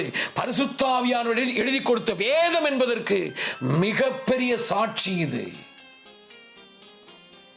அது மட்டும் இல்ல, இன்னும் ஒரு உதாரணத்தை நான் சொல்லுகிறேன். இந்த ஆதியாகமத்துல 2ஆம் அதிகாரத்துல 4வது வசனம் பார்த்தீங்கன்னா இப்படி இருக்கும். ஆதியாகமம் 2:4 வாசிங்க, தமிழ்ல வாசிங்க. ஆதியாகமம் 2ஆம் அதிகாரம். தேவனாகிய கர்த்தர் பூமியையும் வானத்தையும் உண்டாக்கின நாளிலே வானமும் பூமியும் சிருஷ்டிக்கப்பட்ட வரலாறு இவைகளே. எபிரேய மொழியில வாசிக்கிறேன். எலே தோல்டோத் ஹஷமாயிம் வேகாரேஸ் பெஹிபரேயாம் பயோம் ஓசோத் யகவா எலோஹிம் வேஷமாயிம் என்று அந்த வார்த்தை எபிரேய மொழியில இருக்கிறத நம்ம பார்க்கிறோம். எபிரேய மொழியில இருக்கு. இதுல கர்த்தருக்கு ஸ்தோத்திரம். இதுல ஒரு முக்கியமான வார்த்தை என்னன்னா, அந்த பெஹிபரேயாம் அப்படிங்கிற வார்த்தை இருக்கு பாருங்க. பெஹிபரேயாம் அப்படிங்கிற அந்த வார்த்தை, இதுல இந்த பெஹிபரேயாம் அப்படிங்கிற வார்த்தை தான் சிருஷ்டிக்கப்பட்ட அப்படிங்கிறதுக்கான எபிரேய பதம். அது இந்த பெஹிபரேயாம் அப்படிங்கிற வார்த்தை, இதற்கு என்னென்ன எழுத்துக்களை பயன்படுத்துவாங்க தெரியுமா? பேத், ஹே, பேத், ரேஷ், அலேஃப், மெம்சோஃபித். பெஹிபரேயாம், திரும்ப சொல்கிறேன். பேத், ஹே, திரும்பவும் பேத், ரேஷ், அலேஃப், மெம்சோஃபித். இப்ப இதுல ஆலேஃப முதல்ல போட்டு, பேத் அதுக்கு பக்கத்துல போட்டு, ரேஷ் அதுக்கு பக்கத்துல போட்டு, ஹேவா அதுக்கு பக்கத்துல போட்டு, மெம்சோஃபித் அதுக்கு பக்கத்துல போட்டா ஒரு அற்புதமான பேர் அங்க இருக்கிறத பார்க்கலாம். அலேஃப், பேத், ரேஷ், ஹே, மெம்சோஃபித். அது என்ன பேர்? எபிரேயம் படிச்சவங்க உங்களுக்கு தெரியும். எபிரேயத்தை படிக்கிறவங்க நீங்க அழகா கண்டுபிடிக்கலாம். அது என்ன வார்த்தை அப்படின்னா ஆபிரகாம். ஆபிரகாம் அப்படிங்கிற வார்த்தை. இப்ப பாருங்க, ஆதியாகமம் 2:4 இந்த இஸ்ரவேலினுடைய முற்பிதாவா இருக்கிற, முதல் பிதாவா இருக்கிற, 3 பிதாக்களிலே முதல் பிதாவா இருக்கிற ஆபிரகாமுடைய பேர் அங்கே இருப்பதை நாம் பார்க்க முடியும். ஆபிரகாமுடைய பேர் அங்க இருக்கு. பெஹிபரேயாம் அப்படிங்கிற வார்த்தைக்குள்ளாக ஆபிரகாம் அப்படிங்கிற வார்த்தை இருப்பதை நாம் விளங்கிக் கொள்ள முடியும். ஏன் இதெல்லாம் உங்களுக்கு சொல்றேன்? ஏதோ எபிரேயம் எங்களுக்கு தெரியும், நாங்க எபிரேய வேதத்தை படிக்கிறோம் என்பதை காட்டவா? இல்லைங்க, அது நம்முடைய நோக்கம் அல்ல. ஏன் இதை நம்ம இங்க கவனிக்கிறோம் அப்படின்னா, பாருங்க, இங்க இருக்கிறது வேற வேற காரியங்கள். ஆனா அந்த வேற வேற காரியங்கள் சிருஷ்டிப்பை பற்றி சொல்லப்பட்டிருக்கிற அந்த பகுதிகளில் ஆதியாகமம் 1:1 இஸ்ராயேல் இருக்கு. ஆதியாகமம் 1:31 இருந்து ஆதியாகமம் 2ஆம் அதிகாரம் இந்த 2க்குள்ள பார்த்தா 7 எழுத்துக்களுக்கு ஒரு முறை அந்த இஸ்ராயேலுக்கு வரக்கூடிய எழுத்துக்கள் கரெக்டா வருது. முன்ன இல்ல பின்ன இல்ல, கரெக்டா இருக்கு. யோது, ஷின், ரேஷ், ஆலேஃப், லாமேட். அடுத்தது ஆதியாகமம் 2:4 கரெக்டா இஸ்ரவேலுடைய முதல் பிதாவாய் இருக்கிற ஆபிரகாமுடைய பேர் இருக்கு. இதெல்லாம் எதை காண்பிக்கிறது? இவங்க ஏதோ ஒரு தற்செயலாக ஏற்பட்டவங்க இல்ல, ஏதோ ஆண்டவர் ஏதோ சும்மா ஒரு தற்செயலா அப்படி அவங்களை ஏற்படுத்தவில்லை. இவர்கள் யார்? முன்குறிக்கப்பட்டவர்கள் என்பதை காண்பிக்க தான் உங்களுக்கு இவ்வளவு சொன்னேன். ஏற்கனவே இவர்கள் முன்குறிக்கப்பட்ட ஜனம், ஏற்கனவே முன்குறிக்கப்பட்டு இவளை குறித்த அந்த திட்டம் இந்த பரிசுத்த வேதாகமத்திலே எழுதப்பட்டிருக்கிறது என்பதை நாம் விளங்கிக் கொள்ள வேண்டும் என்பதையே நம்ம இங்க படிக்கிறோம். இஸ்ராயேல் அப்படிங்கிற வார்த்தை இருக்கு. அருமையான தேவ ஜனமே, எழுத்தின்படி இருக்கிற இஸ்ரவேலுக்கு மட்டுமா இது? இந்த ஏற்கனவே முன்குறிக்கப்படுதல் என்பது எழுத்தின்படி உள்ள இஸ்ரவேலுக்கு மட்டுமா? அவர்களுக்கே அப்படியானால் ஆவிக்குரிய இஸ்ரவேலாகிய நம்மை பற்றி என்ன? எபேசியர் 1ஆம் அதிகாரம் 4-5 வசனங்கள்ல நாம் ஏற்கனவே தெரிந்து கொள்ளப்பட்டிருக்கிறோம், முன்குறிக்கப்பட்டிருக்கிறோம். எப்போ? உலக தோற்றத்துக்கு முன்னே, இந்த உலகத்தெல்லாம் உண்டாக்குவதற்கு முன்பாகவே, முந்தின நித்தியத்திலேயே ஆண்டவர் நம்மை முன்குறித்திருக்கிறார், நம்மை தெரிந்து கொண்டிருக்கிறார் என்பதை நாம் விளங்கிக் கொள்ளுகிறோம். எபேசியர் 1ஆம் அதிகாரம் அதனுடைய 4, 5, 6 வசனங்களை வாசிப்போமாக. எபேசியர் 1 அதனுடைய 4, 5, 6 வசனத்தை நம்ம படிக்கலாம். தமக்கு முன்பாக நம் அன்பிலே பரிசுத்தம் உள்ளவர்களும் குற்றம் இல்லாதவர்களுமாய் இருப்பதற்கு அவர் உலக தோற்றத்திற்கு முன்னமே கிறிஸ்துவுக்குள் நம்மை தெரிந்து கொண்டபடியே பிரியமானவர்களுக்குள் தாம் தமக்கு தந்தருளின தம்முடைய கிருபையின் மகிமையின் புகழ்ச்சியாக தம்முடைய தயவுள்ள கிருபையின் மகிமைக்கு கிருபையின் மகிமைக்கு புகழ்ச்சியாக தம்முடைய தயவுள்ள சித்தத்தின்படியே நம்மை இயேசு கிறிஸ்துவின் மூலமாய் யெஷுவா ஹமஷியாஹ் அவர் மூலமாக தமக்கு சுவிகார புத்திரர் ஆகும்படிக்கு பிதாவாகிய தேவன் அவருக்கு நீங்களும் நானும் சுவிகார புத்திரர் ஆகும்படிக்கு முன்குறித்திருக்கிறார். அருமையான தேவஜனமே, நீங்களும் நானும் ஏற்கனவே உலகத் தோற்றத்துக்கு முன்பாகவே முன்குறிக்கப்பட்டவர்கள். இதை காண்பிக்கும்படியாக தான் இஸ்ராயேல் அப்படிங்கிற பெயர் ஆதியாகமம் 1-2 இந்த அதிகாரங்களிலேயே மறைவாக 3 முறை எழுதப்பட்டிருக்கிறது. நம்ம படிக்கிறோம். 2 முறை நேரடியாகவும், 3வது முறை இஸ்ரவேலுடைய பிதாவாகிய ஆபிரகாமுடைய பெயரும் அங்கு எழுதப்பட்டிருக்கிறதை நாம் படிக்கிறோம். இந்த வேதத்தின் மகத்துவத்தை நாம் என்ன சொல்வது? அந்த இஸ்ரவேலை மட்டுமல்ல, ஆவிக்குரிய இஸ்ரவேலாய் இருக்கக்கூடிய கிறிஸ்தவர்களாகிய நம்மையும், பரலோகத்தை நோக்கி பிரயாணிக்கிற நம்மையும், நம்முடைய அருமை இரட்சகர், நம்முடைய அருமை ஆண்டவர் பிதாவாகிய தேவன் கிறிஸ்துவுக்குள் நம்மை உலகத் தோற்றத்துக்கு முன்பாகவே தெரிந்து கொண்டார். இன்றைக்கு நேற்றைக்கு அல்ல. நம்மை குறித்து அவருக்கு மிகப்பெரிய நோக்கம் இருக்கு பிரதர். நம்முடைய ஆண்டவருக்கு உங்களை குறித்தும் என்னை குறித்தும் மிகப்பெரிய நோக்கம் இருக்கிறது. தமக்கு முன்பாக நாம் அன்பில் பரிசுத்தமுள்ளவரும் குற்றமில்லாதவருமாய் இருக்கும்படியாக உலகத் தோற்றத்துக்கு முன்னே நம்மை தேர்ந்தெடுத்தார். ரோமர் 8 அதிகாரம் அதனுடைய 29-30 வசனங்களை படிக்கும்போது, ரோமர் 8 அதனுடைய 29-30 வசனங்களை படித்தால் அங்க தெளிவாக சொல்லி இருக்கிறது. வாசியுங்கள். அன்றியும் அவருடைய தீர்மானத்தின்படியே அழைக்கப்பட்டவர்களாய் தேவனிடத்தில் அன்பு கூறுகிறவர்களுக்கு சகலமும் நன்மைக்கு ஏதுவாய் நடக்கிறது என்று அறிந்திருக்கிறோம். நம்முடைய குமாரன் அநேக சகோதரருக்குள் முதற் பேரானவராய் இருக்கும் பொருட்டு தேவன் எவர்களை முன்குறித்தாரோ, இப்படி இந்த உலகத் தோற்றத்துக்கு முன்பாக எவர்களை முன்குறித்தாரோ அவர்களை தமது குமாரனுடைய சாயலுக்கு ஒப்பாய் இருப்பதற்கு முன்குறித்து நம்ம தான் அந்த குமாரனுடைய சாயலுக்கு ஒப்பாய் இருக்கும்படியாக நாம் முன்குறிக்கப்பட்டிருக்கிறோம். எவர்களை முன்குறித்தாரோ அவர்களை அழைத்திருக்கிறார். முன்குறித்தவரை தான் தேவன் என்ன செஞ்சிருக்கிறாரா? அழைத்திருக்கிறார். நாமெல்லாம் முன்குறிக்கப்பட்டவர்கள். ஆகவேதான் ஆண்டவர் நம்மை அழைத்து வந்திருக்கிறார். அவர் சமூகத்துக்கு நாம் அழைத்து வரப்பட்டிருக்கிறோம். அவரை அண்டிக் கொள்ளும்படியாக, அவரை ஆராதிக்கும்படியாக நாம் அழைத்து கொண்டு வரப்பட்டிருக்கிறோம். அது மட்டுமா? தொடர்ந்து வாசிக்க. அவர்களை அழைத்தாரோ அவர்களை நீதிமான்களமா ஆக்கியிருக்கிறார். நீதிமான்கள் ஆக்கி இருக்கிறார். நாம நீதிமான்கள் ஆகிறது இல்ல, அவரே நம்மை நீதிமான்கள் ஆக்கி இருக்கிறார். எவர்களை நீதிமான்கள் ஆக்கினாரோ அவர்களை மகிமைப்படுத்தியும் இருக்கிறார். ஆகவே அருமையானவர்களே, நீங்களும் நானும் ஏற்கனவே முன்குறிக்கப்பட்டிருக்கிறோம் என்பதை நாம் விளங்கிக் கொள்ள வேண்டும். ஆண்டவர் உங்களை என்னை தற்செயலா நம்மளை பிடிக்கல, நம்மளை எல்லாம் முன்குறிச்சு வச்சுட்டார். உலகத்தோட்டத்துக்கு முன்பாகவே முந்தின நித்தியத்திலேயே உங்களையும் என்னையும் பிதாவாகிய தேவன் கிறிஸ்துவுக்குள் கண்டார், முன்குறித்தார், செலக்ட் பண்ணி இருக்கிறார். நம்ம எலெக்ட் பண்ணப்பட்டவங்க இல்ல, நாம் செலக்ட் பண்ணப்பட்டிருக்கிறோம் என்று சொல்லி ஒரு தேவ மனிதர் சொல்லுவார்.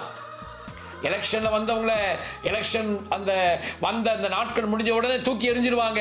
ஆனா நம்மளை ஆண்டவர் எலெக்ட் பண்ணி எடுக்கல, செலக்ட் பண்ணி எடுத்திருக்கிறார்.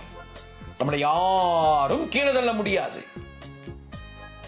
அதனால நான் ஏன் பிறந்தேன், எதுக்காக இந்த உலகத்துல வாழணும் என்னதான் யோசிக்கிறீங்களா பிரதர், சிஸ்டர்? அப்படி யோசிக்கிறீங்களா? என் வாழ்க்கை நிறைய தடுமாற்றங்கள் வந்துருச்சே, எனக்கு வாழ்க்கை உண்டா, என்ன கர்த்தர் பயன்படுத்துவாரா, என்ன ஆண்டவர் நிலைத்து நிற்க வைப்பாரா என்றெல்லாம் நீங்க யோசிக்கலாம். கவலைப்படாதீங்க. நமக்கு ஒரு நல்ல செய்தி இருக்கு. நீங்களும் நானும் உலக தோற்றத்துக்கு முன்பாகவே முன்குறிக்கப்பட்டிருக்கிறோம் சிஸ்டர், முன்குறிக்கப்பட்டிருக்கிறோம் பிரதர். ஐயா முன்குறிக்கப்பட்டிருக்கிறோம் ஐயா. கர்த்தர் நம்மை கைவிட மாட்டார். நம்மை குறித்து ஆண்டவருக்கு ஒரு மிகப்பெரிய நோக்கம் இருக்கிறது. இதை உணர்ந்து நம்மை அர்ப்பணிப்போமாக. சரி,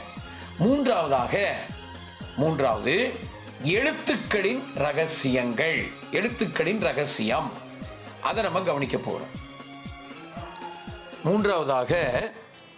மூன்றாவது குறிப்பு, மூன்றாவது பொக்கிஷம். இந்த இஸ்ராயேல் அப்படிங்கிற வார்த்தைக்குள்ள இருக்கிற மூன்றாவது பொக்கிஷம் என்ன அப்படின்னா, அதை வந்து நம்ம எங்க படிக்கிறோம்னா எழுத்துக்களின் ரகசியம், அதற்குள்ளாக நம்ம அதை படிக்கிறோம்.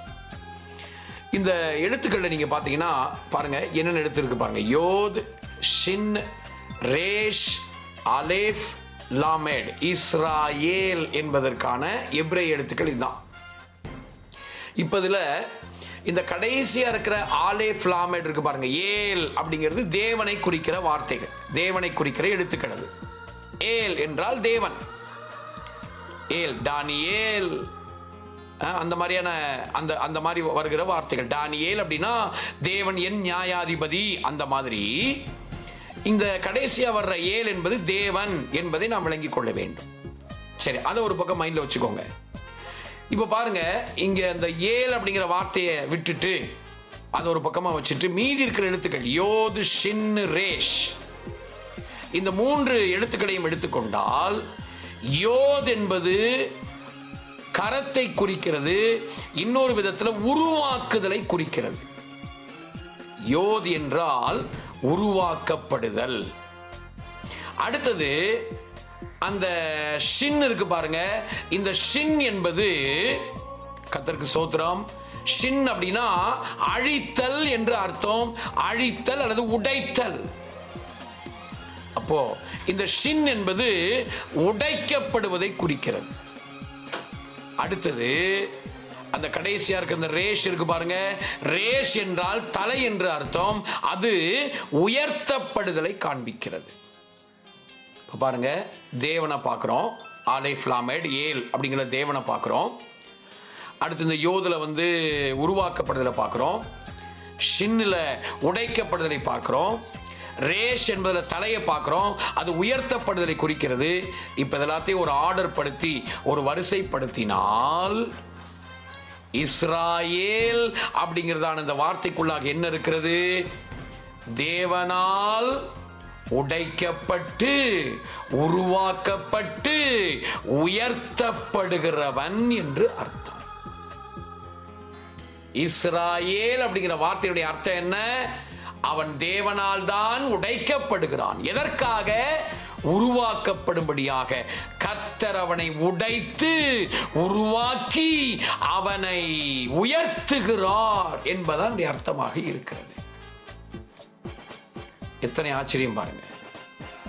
ஆண்டவர் உங்களை என்னையும் நம்மை உடைத்து, நம்மளை வந்து உடைத்து உருவாக்கி நம்மளை வந்து கர்த்தர் உயர்த்துகிறார். யோசேப்புக்கு அப்படித்தானே செஞ்சாரு. யோசேப்புக்கு அப்படித்தானே செய்தார். ஆதியாகமம் 45ஆம் அதிகாரத்துல அதனுடைய 7வது வசனத்தை படிக்கும்போது, ஆதியாகமம் 45:5 படிக்கும்போது அங்க பாருங்க, யோசேப்பு தான் சொல்றார். ஆதியாகமம் 45 அதனுடைய 5வது வசனம். என்னை இவ்விடத்தில் வரும்படி விற்று போட்டதினால் நீங்கள் சஞ்சலப்பட வேண்டாம். இதுதான் உடைக்கப்படுதல். யோசேப்பை சகோதரர்கள் வெறுங்குடியிலே போட்டு கொல்ல வேண்டும் என்று தீர்மானம் பண்ணி அப்புறம் கொல்லாம யார் என்றே தெரியாத அந்நியரிடத்தில் விற்று போட்டார்களே, அது யோசேப்புடைய இருதயத்தை எவ்வளவாய் உடைத்திருக்கும். அப்ப அங்க ஒரு உடைக்கப்படுதல் நடந்திருக்கிறது. அதுதான் சொல்றார். அது உங்களுக்கு விசனமாய் இருக்கவும் வேண்டாம், விசனமாயும் இருக்க வேண்டாம், ஜீவரட்சணியம் செய்யும்படிக்கு தேவன் என்னை உங்களுக்கு முன்னே அனுப்பினார். அப்படியானால் அங்கே யோசேப்பு உடைக்கப்படுகிறார்.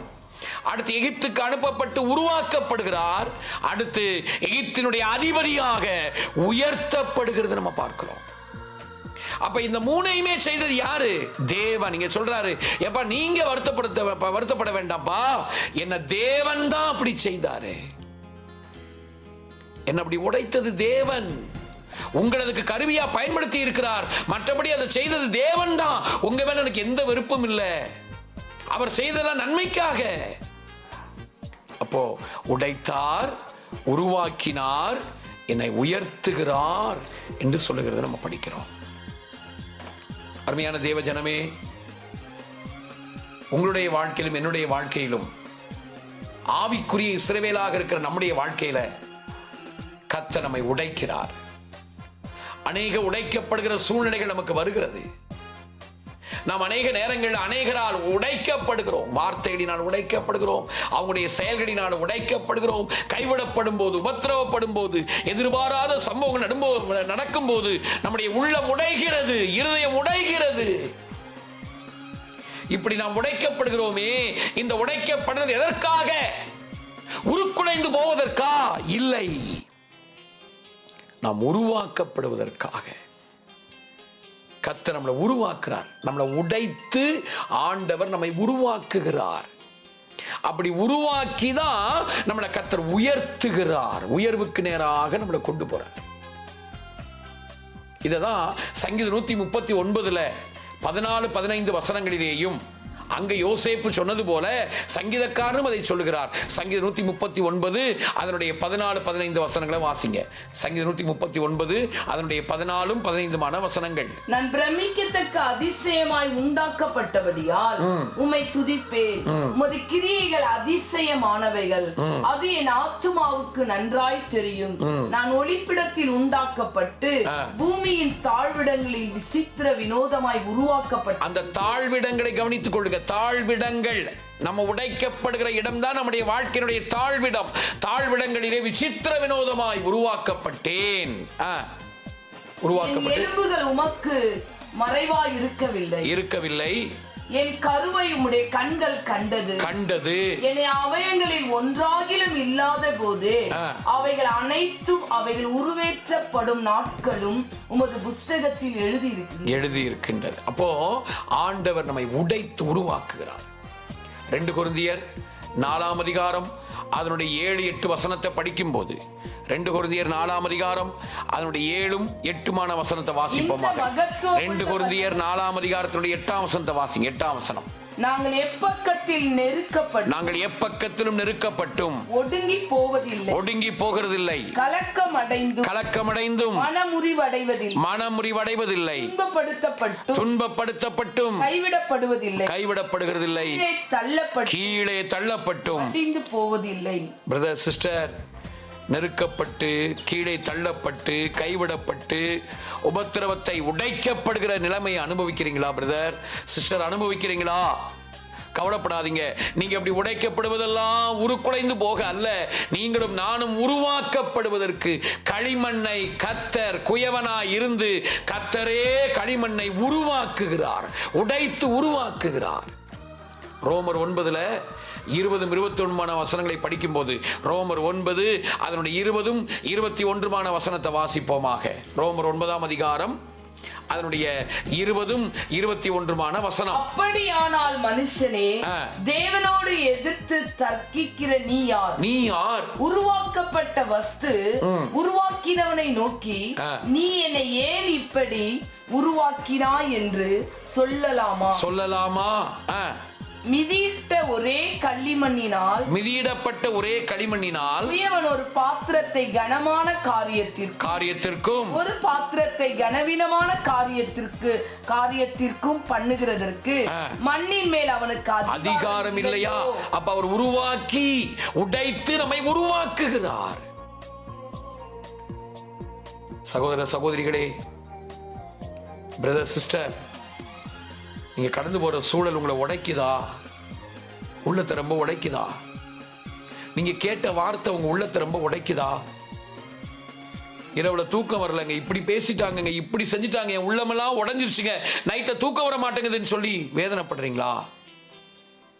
உடைச்சது அவங்க இல்ல, உடைத்தது கர்த்தர், யெகோவா, நம்முடைய ஆண்டவர் யெஷுவா. அவர் தான் நம்மளை உடைக்கிறார். எதற்காக? நம்மை உருவாக்கப்பட்டால் தான் உயர்த்தப்பட முடியும். 1 பேதுரு 5:6 படிக்கும்போது அங்க தெளிவாக சொல்லியிருக்கு பாருங்க. 1 பேதுரு 5ஆம் அதிகாரம் அதனுடைய 6வது வசனத்தை படிக்கும்போது வாசிங்க. 1 பேதுரு 5:6. ஏற்ற காலத்தில் தேவன் உங்களை உயர்த்தும்படிக்கு அவருடைய பலத்த கைக்குள் அடங்கி இருங்கள். நம்ம உடைக்கப்படும் போது, உருவாக்கப்படும் போது அவருடைய பலத்த கரத்தை விட்டு எங்கேயும் போகாம அவருடைய பலத்த கரத்துக்குள்ளே அடங்கி இருந்தா, ஏற்ற காலம்னு ஒரு காலம் இருக்கு. அந்த ஏற்ற காலத்தில் கர்த்தர் நம்மை உயர்த்துவார்.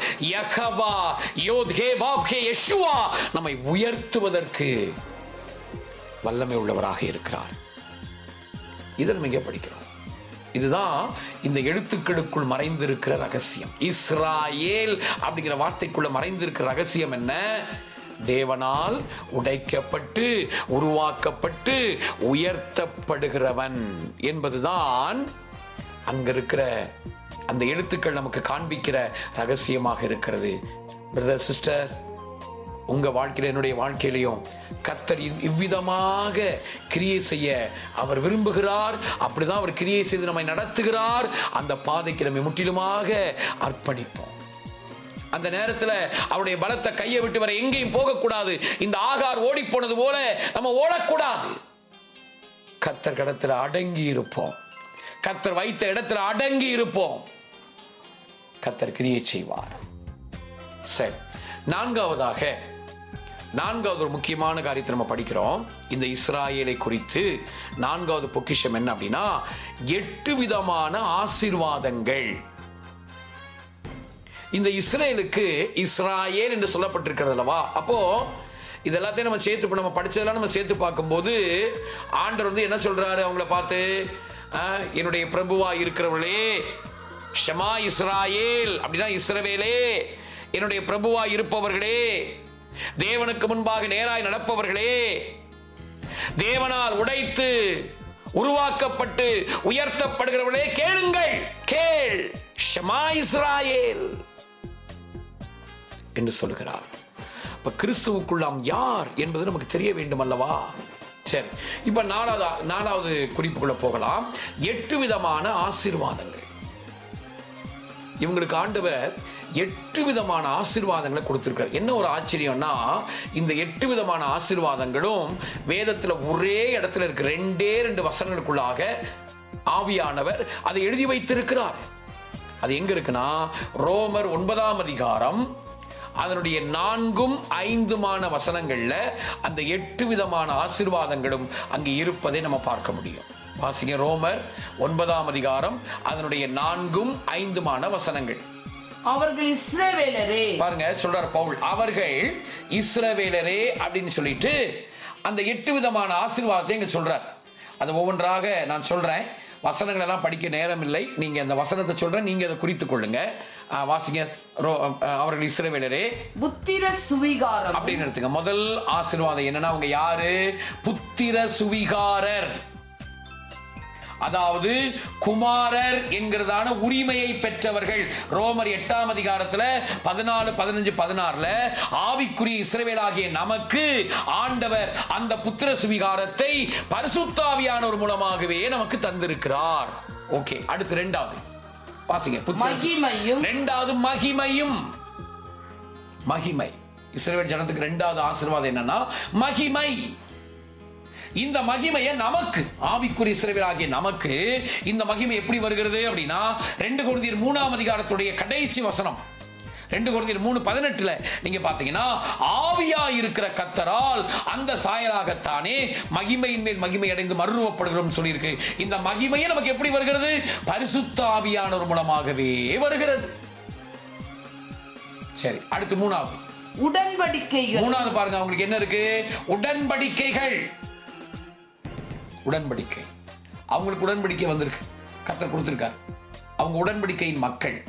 இப்போ ஆவிக்குரிய இஸ்ரவேலாகிய நாமும் இந்த உடன்படிக்கைக்குள்ளாக எப்படி வந்திருக்கிறோம் அப்படின்னா, எபிரேயர் 8ஆம் அதிகாரத்துடைய 10வது வசனத்துல அங்க சொல்லி இருக்கு, அந்த நாட்களுக்கு பின்பாக நான் புது உடன்படிக்கை பண்ணுகிறேன், என் பிரமாணத்தை அவருடைய மனதிலும் இருதயத்திலும் எழுதுவேன் என்று சொல்லிட்டு 2 கொரிந்தியர் 3:3 அந்த பிரமாணத்தை, 2 கொரிந்தியர் 3ஆம் அதிகாரம் 3ஆம் வசனத்துல அந்த பிரமாணத்தை நான் ஆவியினாலே எழுதுகிறேன் சொல்றார்.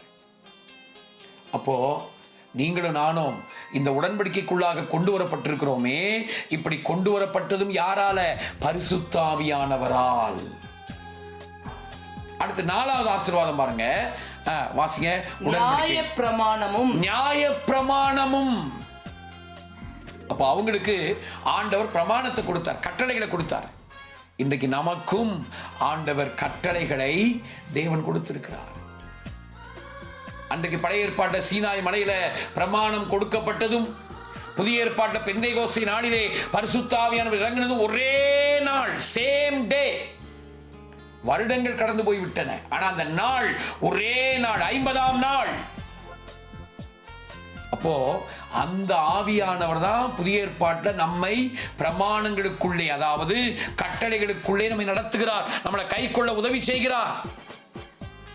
யோவான் 16ஆம் அதிகாரம் அதனுடைய 13வது வசனத்துல நாம் அதை பார்க்க முடியும். யோவான் 16:13 நாம் அதை படிக்கிறோம். சத்திய ஆவியாகிய அவர் வரும் பொழுது சகல சத்தியத்திற்குள்ளும் உங்களை நடத்துவார். அப்ப ஆவியானவர் மூலமாகத்தான் நாம் பிரமாணங்களையும் பெற்றிருக்கிறோம், பிரமாணங்களை கை கொள்ளுகிறோம். அவர் தான் நம்முடைய இருதயத்தில் அதை எழுதுகிறார். 5வது பாருங்க, 5வது ஆசீர்வாதம் தேவ ஆராதனை. இப்ப ஆவிக்குரிய இஸ்ரவேலா இருக்கிற நமக்கு, அவங்களுக்கு வந்து எழுத்தின்படி ஆசாரிய வஸ்திரத்தை தரித்துக் கொண்டு இஸ்ரவேல் ஜனங்கள் மிருகங்களை கொண்டு போய் பலியிட்டு இப்படி அவங்க எழுத்தின்படி ஆராதனை செய்தாங்க. நமக்கு ஆண்டவர் ஆவிக்குரிய இஸ்ரவேலாகிய நமக்கு அந்த ஆராதனையினுடைய அந்த மேன்மையை நமக்கு தந்திருக்கிறார். எப்படி தெரியுமா? எப்படி கொடுத்திருக்கிறாரு?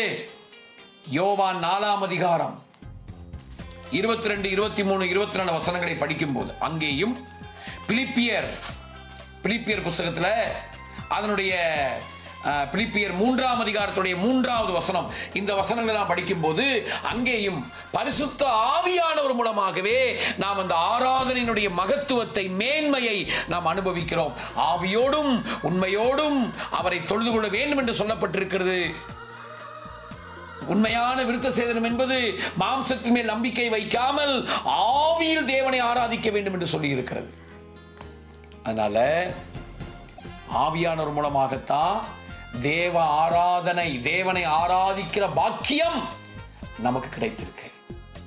அடுத்தது நீங்க பாத்தீங்கன்னா ரோமர் 9ல பாத்தீங்கன்னா 6வது ஒரு ஆசீர்வாதங்கள் சொல்லி இருக்கு பாருங்க. வாக்குத்தத்தங்கள். அவங்களுக்கு வாக்குத்தத்தங்கள் கொடுக்கப்பட்டிருக்கு ஆசீர்வாதமாக. நமக்கு எப்படி இந்த வாக்குத்தத்தங்கள் சொந்தமாகும்? அப்போஸ்தலர் 1ஆம் அதிகாரம் அதனுடைய 7, 8 வசனங்களை படிக்கும் போது அங்க சொல்லியிருக்கு, பிதாவின் வாக்குத்தத்தம் நிறைவேறும்படியாக நீங்க எருசலேமில காத்திருங்க. அப்போஸ்தலர் 1ஆம் அதிகாரத்துல 5லிருந்தே நீங்க படிக்கலாம். 5, 6, 7, 8 வசனங்களை படிக்கும் போது ஆண்டவர் சொல்றாரு, பிதாவின் வாக்குத்தத்தம் நிறைவேறுகிற வரைக்கும் எருசலேமில காத்திருங்கள் என்று சொல்லுகிற 5ஆம் வசனத்துல சொல்றாரு. அந்த வாக்குத்தத்தம் என்ன? அந்த 7, 8 வசனங்கள்ல பரிசுத்த ஆவி உங்களிடத்தில் வரும்போது நீங்கள் தேவ பலன் அடைந்து யூதேயாவிலும் சமாரியாவிலும் பூமியின் எருசலேமிலும் பூமியின் கடைசி பரியந்தம் எனக்கு சாட்சிகளாக இருப்பீர்கள் என்று சொல்லுகிறத நம்ம படிக்கிறோம். அப்ப வாக்குத்தத்தங்கள் எப்படி நமக்கு சொந்தமாகுது? பரிசுத்த ஆவியானவர் மூலமாக. வாக்குத்தத்தினுடைய பிரதான வாக்குத்தத்தமே பரிசுத்த ஆவியானவர் தான். அடுத்து 7வதாக அந்த ஆசீர்வாதம் என்ன?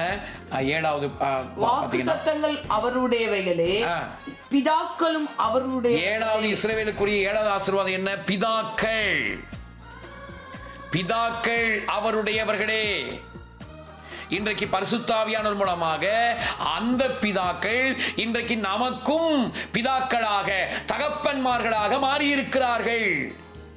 அவங்களுடைய வாழ்க்கை இன்றைக்கு நமக்கு மாதிரியாக இருக்கிறது. அவங்க வாழ்க்கையில எது கை கொள்ளப்பட வேண்டுமோ அதை நம்ம கை கொள்ளணும். அவங்க எங்க தவறுனாங்களோ அங்க நாம் தவறக்கூடாது, நம்ம கவனமா இருக்கணும் என்பதெல்லாம் நமக்கு திருஷ்டாந்தமாக இருக்கிறது. கலாத்தியர் 3ஆம் அதிகாரம் 14, 15, 16 வசனங்கள்ல இதை நம்ம படிக்கிறோம். பரிசுத்த ஆவியானவர் மூலமாகவே இஸ்ரவேலுடைய முற்பிதாக்கள் நமக்கும் பிதாக்களாகிவிட்டார்கள். எல்லாவற்றுக்கும் மேல 8வதாக அந்த இஸ்ரவேலுக்குரிய ஆசீர்வாதம் என்ன? ரொம்ப முக்கியமான ஆசீர்வாதம், பிரதானமான ஆசீர்வாதம் என்ன? வாசிங்க. மாம்சத்தின்படி கிறிஸ்துவும் அவர்களில் பிறந்தாரே, இவர் என்றென்றைக்கும் ஸ்தோத்திரிக்கப்பட்ட சர்வலோகத்திற்கு மேலான தேவன், சர்வத்துக்கும் மேலான தேவனாகிய கிறிஸ்து. இஸ்ரவேலுக்குரியவர். இந்த கிறிஸ்து நமக்கு சொந்தமாகி இருக்கிறார், நாமும் அவருக்கு சொந்தமாகி இருக்கிறோம். இது எதன் மூலமாக நடந்ததுன்னு சொன்னா பரிசுத்தாவியானவர் மூலமாகவே. இது நடந்ததும் பரிசுத்தாவியானவர் மூலமாகத்தான். 1 யோவான் 4ஆம் அதிகாரத்துல 2-3 வசனத்தை படிங்க. 1 யோவான் 4ஆம் அதிகாரம் அதனுடைய 2-3 வசனங்கள். அதை வாசிக்கும் போது இது தெளிவாக அங்க சொல்லப்பட்டிருக்கு. 1 யோவான் 4ஆம் அதிகாரம் அதனுடைய 2-3 தேவ ஆவியை நீங்கள் எதினால் அறியலாம் என்றால், மாம்சத்திலே வந்த இயேசு கிறிஸ்துவை அறிக்கை பண்ணுகிற எந்த ஆவியும் தேவனால் உண்டாயிருக்கிறது. மாம்சத்தில் வந்த இயேசு கிறிஸ்துவை அறிக்கை பண்ணுகிற எந்த ஆவியும் தேவனால் உண்டாயிருக்கிறது என்று நம்ம படிக்கிறோம். எபேசியர் 1:14 பாருங்க. எபேசியர் 1ஆம் அதிகாரம், இந்த சர்வத்துக்கு மேலான இந்த இயேசு கிறிஸ்து, இவருக்கு நாம் சொந்தமாக்கப்பட்டிருக்கிறோம் பாருங்க. எபேசியர் 1:14 அதை படிக்கும்போது 14 எபேசியர் 1:14 வாசிங்க. அவருக்கு சொந்தமானவர்கள் அவருடைய மகிமைக்கு புகழ்ச்சியாக மீட்கப்படுவார்கள் என்பதற்கு ஆவியானவர் நம்முடைய சுதந்திரத்தின் ஆவியானவர் நம்முடைய சுதந்திரத்தின் அச்சாரமாக இருக்கிறாராம். மொத்தத்துல கிறிஸ்துவுக்கு நாம் சொந்தமாக்கப்பட்டிருக்கிறதும் பரிசுத்த ஆவியானவரால். அவர்தான் அச்சாரம். எல்லாத்தையும் வச்சு பார்க்கும்போது இஸ்ரவேலுக்கு ஆண்டவர் 8 விதமான ஆசீர்வாதங்களை எடுத்துக்கூடிய இஸ்ரவேலருக்கு தேவன் கொடுத்தார். இந்த 8 விதமான ஆசீர்வாதங்களும் புறஜாதிகளாய் இருக்கிற நமக்கு எப்படி சொந்தமாகுது? இன்னைக்கு நம்மளை ஆண்டவர் ரட்சித்து அபிஷேகித்து இன்றைக்கு ஆவிக்குரிய இஸ்ரவேலாக மாற்றி இருக்கிறாரே. இந்த ஆவிக்குரிய இஸ்ரவேலராகிய நம்முடைய வாழ்க்கையில் பரிசுத்த ஆவியானவர் மூலமாகவே இந்த 8 விதமான ஆசீர்வாதங்களும் நமக்கு சொந்தமாகிறது என்பதை நாம் விளங்கிக் கொள்கிறோம். பரிசுத்த ஆவியானவர் மூலமாதான் இந்த ஆசீர்வாதங்கள் எல்லாம் நமக்கு சொந்தமாகிறது. அதனால பரிசுத்த ஆவியானவரை பெற்று ஆவியானவரால் நடத்தப்படுவது மிக மிக மிக முக்கியம். கிறிஸ்தவ நண்பர்களே, பரிசுத்தாவியை பெறாமல் இருப்பீர்களானால் பரிசுத்தாவியானவரை பெற்றுக்கொள்ளுங்க. அந்நிய பாஷை அடையாளத்தோடு பெற்றுக்கொள்ளுங்க. அதோடு நிறுத்திடாதீங்க. அப்படி பரிசுத்தாவியை பெற்றவங்க, அந்நிய பாஷை அடையாளத்தோடு பெற்றவங்க, நான் கையை காலை அடிக்கிறேன், கையை தட்டி நல்ல ஆவி நிரம்புறேன் அப்படின்னு அதோடு திருப்தி அடைஞ்சிடாதீங்க. ஆவியானவரால நடத்தப்படுகிற அனுபவத்துக்கு ஒப்பு கொடுங்க. இப்படி பரிசுத்தாவியானவரால் நிரப்பப்பட்டும் ஆவியானவரால் நடத்தப்படுகிறவங்க வாழ்க்கையில தான் இந்த 8 விதமான ஆசீர்வாதங்களும் சொந்தமாகும். இந்த 8 விதமான ஆசீர்வாதங்களுக்கும் பரிசுத்தாவியானவரை பெற்று ஆவியானவரால் நிரப்பப்பட்டு ஆவியானவரால் நடத்தப்படுகிறவர்கள் மாத்திரமே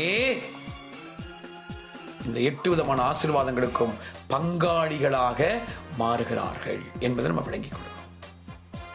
இதுதான் அந்த 8 விதமான ஆசீர்வாதங்கள். சரி, ஐந்தாவது எண் மதிப்புகளுக்குள் உள்ள ரகசியங்கள். இந்த இஸ்ராயேல் அப்படிங்கிற இந்த வார்த்தை, இதனுடைய கார்டினல் போட்டீங்கன்னா இதனுடைய ஆர்டினல் வேல்யூ, அதாவது எண் வரிசை, அதில் வரக்கூடிய இந்த நம்பர் யோது ஷின் ரேஷ் ஆலேஃப் லாமேட், இதுக்கு வரக்கூடியதான இந்த எண் வரிசையின் நம்பர் ஆர்டினல் வேல்யூ, அப்புறம் கார்டினல் வேல்யூ எல்லாத்தையும் போட்டு இந்த 2ஐயும் போட்டு மொத்தமாக கூட்டினா எவ்வளோ வரும் தெரியுமா? 605 வரும். அதாவது ஆர்டினல் 64, கார்டினல் 541 கூட்டினீங்கன்னா கரெக்டாக 605 வரும். ரபிமார்கள் அந்த 0 வேல்யூவை எடுத்துருவாங்க. எடுத்துட்டு பார்த்தா 65 வரும். இந்த 65 அப்படிங்கிறது ரொம்ப முக்கியம். 65 என்பது ரொம்ப முக்கியமான ஒரு காரியம். எரேமியா 7ஆம் அதிகாரம் அதனுடைய 4வது வசனத்தை படிக்கும்போது, எரேமியா 7ஆம் அதிகாரம் அதனுடைய 4வது வசனத்தை வாசித்தால் அங்க சொல்லி இருக்கு பாருங்க. எரேமியா 7 கர்த்தரின் ஆலயம் இதுவே என்று சொல்லி பொய் வார்த்தைகளை நம்பி கொள்ளாதிருங்கள். சரி, இந்த கர்த்தரின் ஆலயம் 3 முறை அப்படி இந்த வார்த்தை வந்திருக்கு பாருங்க. இந்த ஆலயம் என்பதற்கு எபிரேய மொழி வார்த்தை ஹாயாக்கால். HAYAKAL, ஹாயாக்கால். இதுக்கு என்னென்ன எழுத்துக்களை பயன்படுத்துறாங்கன்னா ஹே, யோத், கஃப், லாமேட். இந்த எழுத்துக்கள் எல்லாம் பயன்படுத்தப்படுகிறது. ஹாயாக்கள், ஹாயாக்கள், ஹே, யோத், கஃப், லாமேட். இந்த எழுத்துக்கள் எல்லாம் இங்கே பயன்படுத்தப்படுகிறதை நம்ம பார்க்கிறோம். இப்போ என்ன ஒரு ஆச்சரியம்னா, இதுதான் ஆலயத்துக்கு பயன்படுத்தப்படுகிற எழுத்துக்கள், வார்த்தைகள், எழுத்துக்கள். ஹே, யோத், கஃப், லாமேட். இதனுடைய கார்டினல் வேல்யூவை கூட்டினா, ஹே, யோத், கஃப், லாமேட், இதனுடைய கார்டினல் வேல்யூவை மட்டும் கூட்டினீங்கன்னா கரெக்டா 65 வருவதை பார்க்கலாம். அப்ப இஸ்ராயேல் என்ற என்ன அர்த்தம்? ஏதோ பேரளவில் உள்ள இஸ்ரவேல் அல்ல. அது யார்? அவங்க யாரு? தேவனுடைய ஆலயம். 1 கொரிந்தியர் 3ஆம் அதிகாரத்தில். அதனாலதான் எழுத்துக்குரிய இஸ்ரவேலுக்கு அவங்களுக்கு எழுத்தின்படி ஆலயத்தை கொடுத்தார். ஆனா அந்த ஆலயம் எல்லாம் நிலைக்கல, இடிக்கப்பட்டு போய்விட்டது. முதல் ஆலயம் சாலமோன் கட்டின ஆலயமும் இடிக்கப்பட்டுச்சு. அப்புறம் செருபாபேல் கட்டின ஆலயமும் அது பழுது பார்க்கப்படாம போயிடுச்சு. அப்புறம் அதை ஏரோது பழுது பார்த்தார். அந்த ஆலயமும் கிபி 70 ஆண்டவர் இயேசு பரமேறி போனதுக்கு அப்புறம் கிபி 70 அதுவும் இடிக்கப்பட்டு போய்விட்டது. இன்னைக்கு வரைக்கும் அவனுக்கு ஆலயம் இல்லை. ஆனால் ஆவிக்குரிய இஸ்ரவேலாகிய நம்மை பற்றின காரியம் என்னவென்றால் 1 கொரிந்தியர் 3:16, 1 கொரிந்தியர் 3ஆம் அதிகாரம் அதனுடைய 16வது வசனத்தை படித்தால் 1 கொரிந்தியர் 3:16 வாசிங்க. 16. நீங்கள் தேவனுடைய ஆலயமாய் இருக்கிறீர்கள் என்றும் தேவனுடைய ஆவி உங்களில் வாசமாய் இருக்கிறார் என்றும் அறிந்திருக்கிறீர்களே. திரும்பவும் வாசிங்க, திரும்பவும் வாசிங்க. தேவனுடைய ஆலயமாய் இருக்கிறீர்கள் என்றும் தேவனுடைய ஆவி உங்களில் வாசமாய் இருக்கிறார் என்றும் அறியாதிருக்கிறீர்களா? அறியாதிருக்கிறீர்களா? ஒருவன் தேவனுடைய ஆலயத்தை கெடுத்தால், ஒருவன் தேவனுடைய ஆலயத்தை கெடுத்தால் அவனை தேவன் கெடுப்பார். தேவன் கெடுப்பார். தேவனுடைய ஆலயம் பரிசுத்தமாய் இருக்கிறது. நீங்களே அந்த ஆலயம். நீங்களே அந்த ஆலயம். அப்ப இன்றைக்கு எழுத்தின்படி இருக்கிற ஆலயம் அல்ல. இன்றைக்கு நம்ம சபைகள் எல்லாம் இருக்கிறதே, அவைகளெல்லாம் ஜெப வீடு. அவ்வளவுதான். கட்டடத்தில் இருக்கிறது ஜெப வீடு, பிரேயர் ஹவுஸ், ஜெபிக்கிற வீடு. ஆனா ஆலயம் அதல்ல. ஆலயம் நம்ம தான், நீங்களும் நானும் தான் ஆலயம். அப்போ ஷெமா இஸ்ராயேல் அப்படின்னு என்ன அர்த்தம்? கேள், தேவனுடைய ஆலயமே கேளு அப்படின்னு ஆலயத்தை பார்த்து சொல்றார். நடமாடுகிற ஆலயமாய் இருக்கிற உங்களையும் என்னையும் பார்த்து சொல்றாரு. அதனால இந்த ஆலயம் பரிசுத்தமா இருக்கணும். இந்த ஆலயத்துல கெட்ட வார்த்தை பேசக்கூடாது. இந்த ஆலயத்துல சீரியல் பார்க்க கூடாது. இந்த ஆலயத்தை சினிமா பார்க்க பயன்படுத்தக்கூடாது. இந்த ஆலயத்தை கண்ட இடத்துக்கெல்லாம் கொண்டு போக கூடாது. இந்த ஆலயத்தை அசுத்தப்படுத்தி விடக்கூடாது. தேவனுடைய ஆலயம் நம்மளை ஆலயமாக்கும்படியாகவே நம்மை ஆண்டவர் யெஷுவா தம்முடைய விலையேறப்பட்ட ரத்தத்தை சிந்தி நமக்கு கிரயத்துக்கு நம்மை கொண்டிருக்கிறார். 1 கொரிந்தியர் 6:19-20 படிக்கும்போது அங்கேதான் சொல்லி இருக்கு. 1 கொரிந்தியர் 6ஆம் அதிகாரம் அதனுடைய 19-20 வசனத்தை வாசிங்க. 1 கொரிந்தியர் 6:19-20. உங்கள் சரீரமானது நீங்கள் தேவனாலே பெற்று உங்களில் தங்கி இருக்கிற பரிசுத்த ஆவியினுடைய ஆலயமாய் இருக்கிறது என்றும் நீங்கள் உங்களுடையவர்கள் அல்ல என்று அறியீர்களா? கிரயத்திற்கு கொல்லப்பட்டீர்களே. கிரயத்திற்கு கொல்லப்பட்டீர்களே. ஆகையால் தேவனுக்கு உடையவர்களாகிய உங்கள் சரீரத்தினாலும் ஆவியினாலும் தேவனை மகிமைப்படுத்துங்கள் என்று படிக்கிறோம். அதனால் அருமையானவர்களே, பரிசுத்த ஆவியானவர் தங்கி இருக்கிற ஆலயமாக கர்த்தர் நம்மை வைத்திருக்கிறார். சரி, கடைசியாக 6வது குறிப்பாக ஏற்றுக்கொள்ளப்படுதலும் முடிவான ஸ்தானத்தை அடைதலும். என்ன ஏற்றுக்கொள்ளப்படுதல், என்ன முடிவான ஸ்தானம்? இந்த 65 வந்தது பாருங்க. அந்த 65 இஸ்ராயேல் அப்படிங்கிற வார்த்தையுடைய ஆர்டினல் மொத்தமாக கூட்டும்போது 65 வந்ததுல அந்த 65 சைடில் கூட்டினா 6 + 5 சைடில் கூட்டினா எவ்வளவு வருது? 11 வருகிறது. 11 என்பது என்ன? முடிவாக நாம் மகிமையில் ஏற்றுக்கொள்ளப்பட்டு எந்த ஸ்தானத்தை அடைய வேண்டும்? 11 என்பது மணவாட்டியை குறிக்கிறது. மணவாட்டி என்கிற ஸ்தானத்தை நாம் அடைய வேண்டும். சங்கீதம் 73 அதனுடைய 24, 25 வசனத்தை படித்து நாம் அதோடு முடிக்கலாம். வாசிங்க. சங்கீதம் 73 அதனுடைய 24, 25 வசனங்கள். உம்முடைய ஆலோசனையின்படி நீர் என்னை நடத்தி, பாருங்க, உம்முடைய ஆலோசனையின்படி நீர் என்னை நடத்தி முடிவிலே என்னை மகிமையிலே ஏற்றுக்கொள்வீர். நல்லா கவனிச்சு கொள்ளுங்க. இயேசுவை ஏத்துக்கோ, இயேசுவை ஏத்துக்கோ, இயேசுவை ஏத்துக்கோ, நீ பரலோகம் போயிருவ சொல்றாங்கங்க. இயேசுவை ஏத்துக்கிட்டதுனால மட்டும் பரலோகம் போயிட முடியாது. இயேசுவை ஏற்றுக்கொண்ட நம்மை அவர் ஏற்றுக்கொள்வாரா? இயேசுவை ஏற்றுக்கொண்ட என்னையும் உங்களையும் முடிவிலே அவர் ஏற்றுக்கொள்வாரா? அவர் ஏற்றுக்கொள்ளக்கூடிய விதத்தில் நம்முடைய வாழ்க்கை இருக்கிறதா, இருக்க போகிறதா என்பதுதான் முக்கியம். அதனால சும்மா இயேசுவை ஏத்துக்கோ பரலோகம் கிடைச்சிடும், இயேசுவை ஏத்துக்கோ பரலோகம் போயிடலாம், இயேசுவை ஏத்துக்கோ சொல்லாதீங்க. இயேசுவை ஏத்துக்கிறது நல்லதுதான். கண்டிப்பா இயேசுவை நம்ம ஏற்றுக்கொள்ளணும். நம்மளை இயேசுவை ஏற்றுக்கொண்டோம் நம்முடைய இரட்சகராக, நம்முடைய தெய்வமாக, நம்முடைய மணவாளனாக, கணவராக, ஆன்மீக கணவராக நாம் அவரை ஏற்றுக்கொண்டிருக்கிறோம். அவர் தான் நம்முடைய மெய்ப்பர், அவர் தான் நம்முடைய அப்பா, அம்மா, அண்ணன், எல்லாம் நமக்கு அவர் தான். நண்பர், மெய்ப்பர், எல்லாம் நமக்கு அவர் தான். நாம் அவரை ஏற்றுக்கொண்டோம். அவர் நம்ம ஏற்றுக்கொண்டாரா? திரும்ப வாசிங்க அந்த 73, 24. உம்முடைய ஆலோசனையின்படி நீர் என்னை நடத்தி முடிவிலே என்னை மகிமையிலே ஏற்றுக்கொள்வீர். மகிமையில் அவர் நம்ம ஏற்றுக்கொள்ளணும். அப்படி ஏற்றுக்கொள்றவங்க தான் மணவாட்டியாக அவரை பார்த்து சொல்றாங்க. பாருங்க அடுத்த வசனம் பாருங்க. பரலோகத்தில் உம்மையல்லாமல் எனக்கு யார் உண்டு? இது மணவாட்டி தான் சொல்ல முடியும். ஆண்டவரே, எனக்கு உங்களை இல்லாம யாரையா உண்டு? பூலோகத்தில் உம்மை தவிர எனக்கு வேறே விருப்பம் இல்லை. அருமையானவர்களே, ஆண்டவரை தவிர நமக்கு வேற விருப்பம் இல்லை. எப்படி ஒரு மனைவிக்கு தன் கணவரை தவிர வேற யாரையும் பிடிக்காது, வேற யார் மேலையும் விருப்பம் இல்லை, அவரை மட்டும்தான் பிடிச்சிருக்கு. அதுதாங்க என் ஆண்டவர் இயேசுவாவை தவிர எனக்கு வேற விருப்பம் இல்லை. என் ஆண்டவர் இயேசுவாவை தவிர எனக்கு வேற யாரையும் பிடிக்கலங்க. என் ஆண்டவர் இயேசுவாதான் என் கண்களிலும் என் மனதிலும் எனக்கு எல்லாவற்றிலும் அவர் நிறைந்திருக்கிறார்.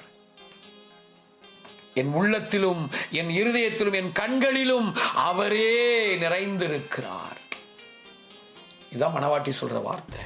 அப்போ நாம் அந்த மகிமையில ஏற்றுக்கொள்ளப்பட்டு மணவாட்டி என்கிற ஸ்தானத்தை நாம் அடைய வேண்டும். மகிமை அடைகிற கூட்டம் தான் மணவாட்டி கூட்டம். வெளிப்படுத்தின விசேஷம் 21, 9, 10 படித்து நம்ம முடிக்கலாம். வெளிப்படுத்தின விசேஷம் 21ஆம் அதிகாரம் அதனுடைய 9, 10 வசனங்கள்.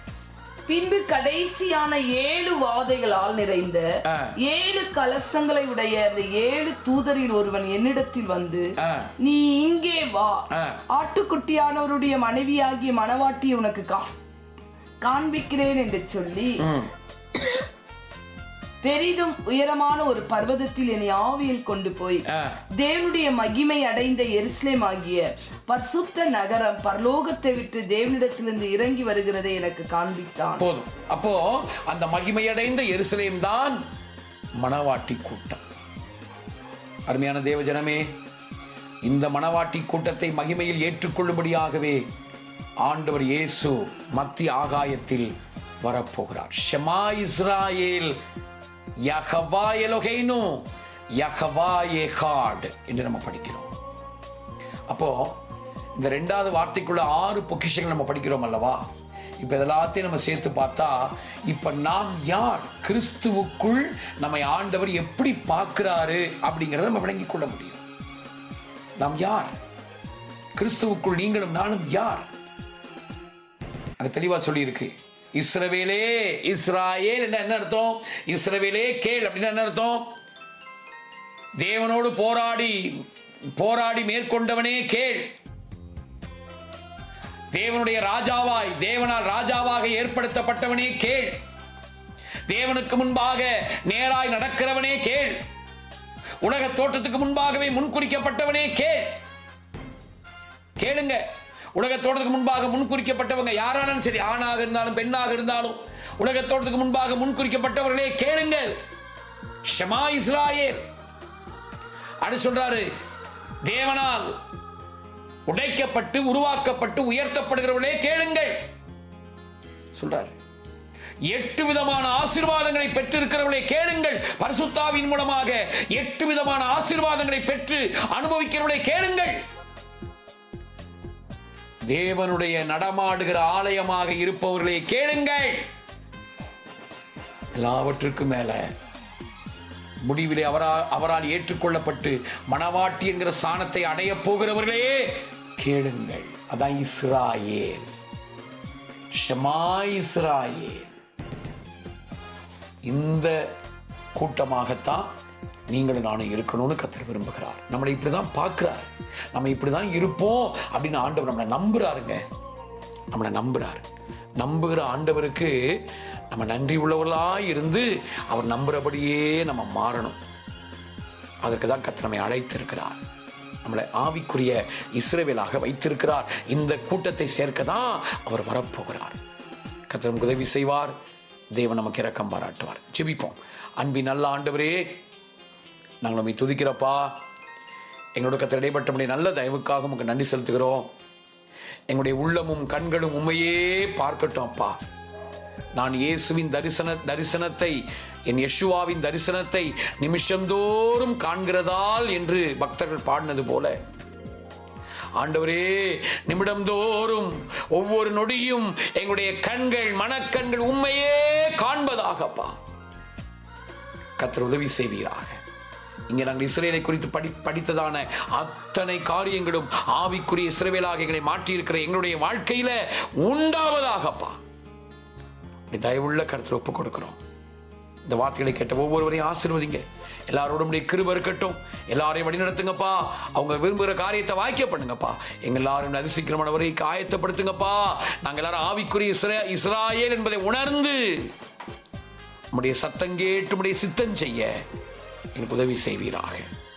தயவுள்ள கர்த்தர் ஒப்புக் கொடுக்கிறோம். பென்னலோக்கிம் யெஷுவா ஹமஷியாக் நாமத்தில், இயேசு கிறிஸ்துவின் நாமத்தில் ஜெபிக்கிறோம் எங்கள் நல்ல பிதாவே. ஆமேன், ஆமேன். ஷலோம், பிரைஸ் தி லார்ட். கர்த்தர் ஒவ்வொருவரையும் ஆசீர்வதிப்பாராக. ஆமேன், ஆமேன். நான் என் இயேசுவின் தரிசனத்தை நிமிஷந்தோறும்